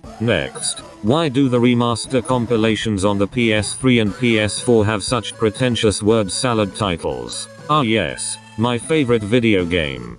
Kingdom Hearts HD 2.8 Final Chapter Prologue. The fuck kinda name for a video game is that? They couldn't have thought of a shorter, easier to remember name for the game? To be fair though, I probably shouldn't be talking shit about the remaster compilations. You'll see why. Next, in the opening tutorial, there are these stained glass portraits or whatever of various Disney princesses, and Cinderella is one of them. Can someone please explain to me why Cinderella's hair is brown instead of blonde? Yeah, this is a nitpick. I won't deny it, but at the same time, I really wanna know how they could fuck up such a simple detail, especially since you meet Cinderella much later on into the game, and she has blonde hair. So what the fuck happened here? Honestly, the fact that they got such a simple detail wrong should have been the first red flag that I would not enjoy this game. Finally, we have the biggest problem with this game. You cannot skip the cutscenes, no matter how hard you try. Not only that, but every time you die during a boss, and you go back to try again, you are forced to sit through an unskippable cutscene before you can try to beat the boss again. And if you die again, you have to sit through the same unskippable cutscene for the third fucking time, and it just continues on in an endless loop, until you finally beat the boss. And then sometimes the game can just give you another boss immediately after beating the previous boss. Every boss in this game gives you this feeling of anxiety, where no matter what, you cannot lose the boss. Not because the boss is hard or anything like that, but because of the fucking cutscenes that precede these bosses. This is the one flaw that turns the game into irredeemable garbage. If every other flaw that this game has was removed, except for this flaw, the game would still have no chance of ever being good. The gummy ship mini games could be removed, the storyline could actually be easy to understand, etc. But none of that would matter, because the unskippable cutscenes alone would be enough to make this game one of the worst video games ever made, alongside all of these other masterpieces. Since I have brought up the cutscenes, I think it's time to talk about something. When I started early work on this video, I came across something that not only greatly changed what this video was going to be, but also greatly changed everything I knew about the game. Anyone watching this that's familiar with Kingdom Hearts will most likely know what I'm talking about, but for those that don't, well, just get a load of this.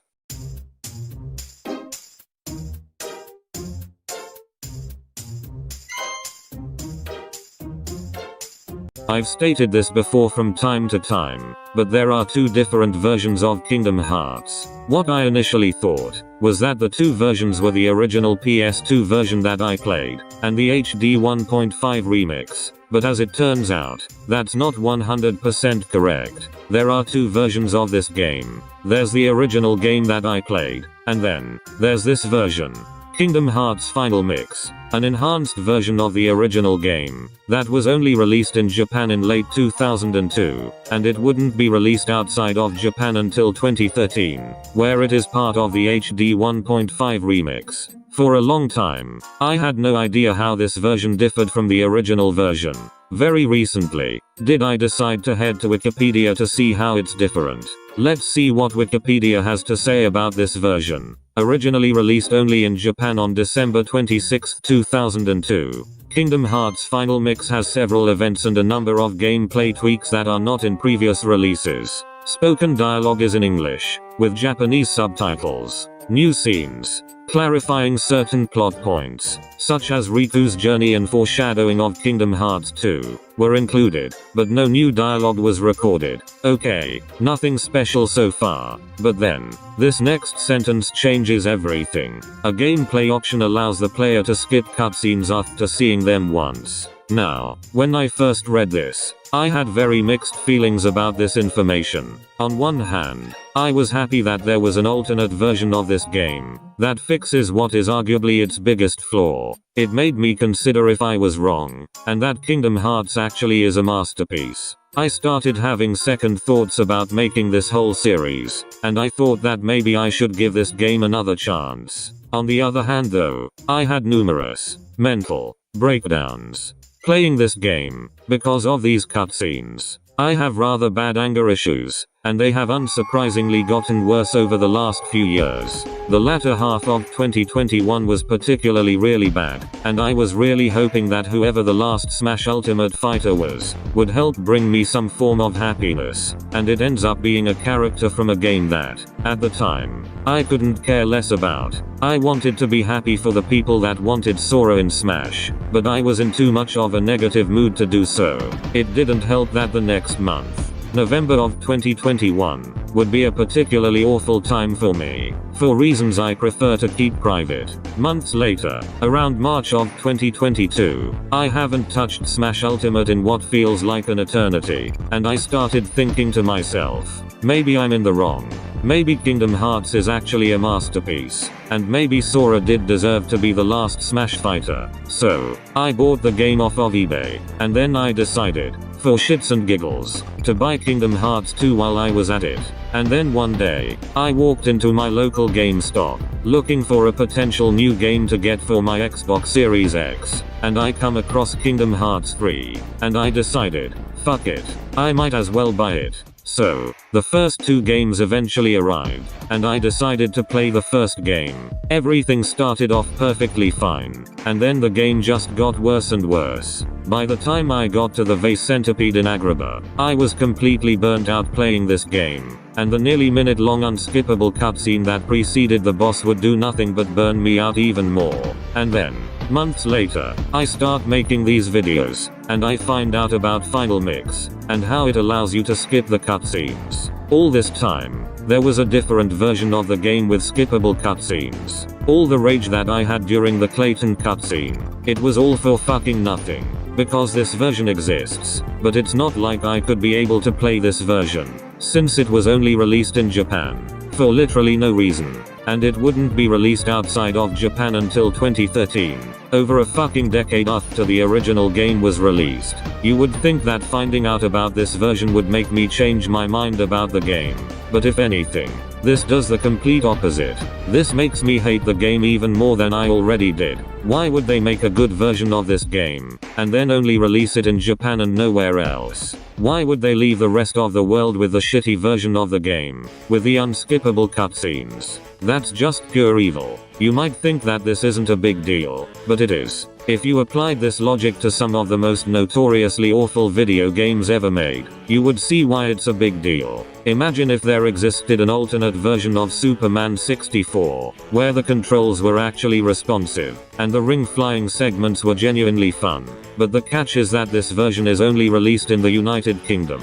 Imagine if there existed an alternate version of Sonic 06, where the loading screens were much shorter, and during those parts of the game where Sonic runs extremely fast, you could control him properly, and these parts become fun, rather than frustrating. But the catch is that this version is only released in Germany. Imagine if there existed an alternate version of GTA the Trilogy the Definitive Edition, where the character models didn't look like they came from a fucking bootleg mobile game, and the glitches were completely fixed. Instead of being a disrespectful cash grab, the game is now a faithful remaster of 3 of the greatest video games ever made, but the catch is that this version is only released in Sweden. That's what Kingdom Hearts Final Mix is like.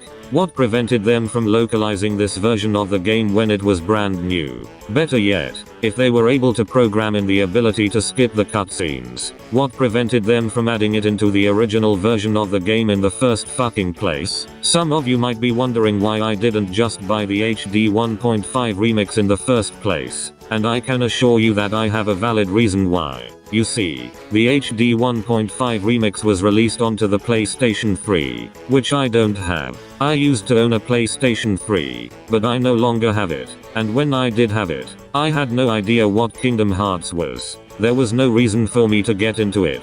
For the record, I do not own a PlayStation 4 or a PlayStation 5, which meant that these 3 games were all out of the question. However, I do own a PlayStation 2. It is the only PlayStation system that I have. I don't want to start some bullshit console war, but I grew up more with Xbox and Nintendo, compared to PlayStation. So, rather than just buy the original PlayStation 2 version of the first game, I checked if there were any alternatives that I could have gone with instead. I automatically ruled out the cloud versions of the games for the Nintendo Switch, since I heard that those versions were really awful. Not to mention, they were digital only, and I preferred to own these games physically. Unfortunately, the Xbox versions of the games were digital only as well, which meant that I had no choice but to buy the original PlayStation 2 version of Kingdom Hearts. And, well, here we are. The butterfly effect is a fucking crazy thing. If I still had that PS3, and I bought the HD 1.5 remix, or better yet, if I had just accepted that the Xbox versions of the games were digital, and I still bought them despite that, then this whole series wouldn't have happened. I would probably love this franchise. But no, I decided to get the awful original version of the game. I was originally going to end this series with a speech about how every infamous bad game has the potential to be good, but then I find out about this, and I realize that Kingdom Hearts might actually be a good video game. I just played a really bad version of it. That's all. I'm sure this has happened before. There is probably someone out there that thinks the original Sonic the Hedgehog is awful, but that's only because they played the GBA version. And there is probably someone out there that thinks the GTA trilogy is awful, but that's only because they played the atrocious Definitive Edition, and not the original PS2 versions. To be fair, this is slightly different. With the other 2 examples, the re-release is the shitty version, and the original release is the good version. But with this, it's the other way around. Whatever. I'm really tired of talking about this shitty game. Let's just move on to my final thoughts already.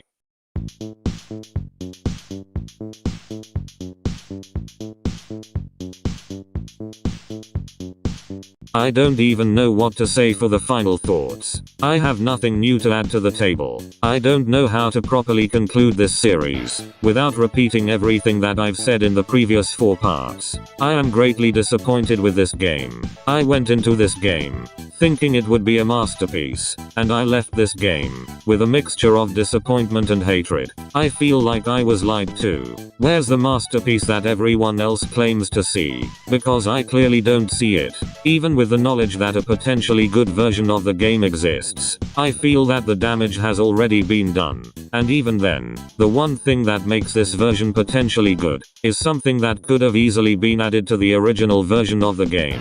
Yes, I know that the final mix has many other differences from the original game, but I imagine most of those differences are related to the storyline, and I really couldn't care less about the storyline. Just because they added the ability to skip the cutscenes, doesn't mean the other flaws were removed as well. The gummy ship mini games are still there, the enemy's health bars still are not visible by default, etc. Yes, these flaws are not as severe as the unskippable cutscenes. Well, maybe the gummy ship mini games are just as severe, but the main point is that this game still has a lot of flaws in it. So even if the cutscenes are skippable in this version, I will still not have a fun time playing this game. You have no idea how many headaches I've had playing this game, and they are all just for the gameplay. If the gameplay is this fucking bad, I don't even want to know what the storyline is like. For the sake of my mental health, I don't think I should ever play the first Kingdom Hearts ever again, and I don't think I should ever play the other games in the series, even if they have better gameplay and skippable cutscenes.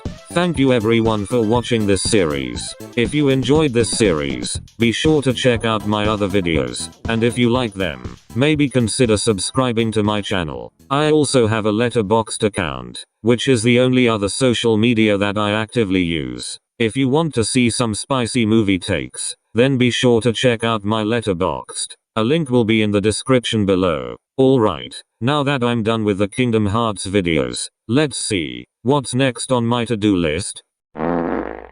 Well, that's just lovely. Immediately after finishing a series of negative gaming related videos, I now have to make another series of negative gaming related videos. Just say the line already, CJ. Oh shit. Here we go again.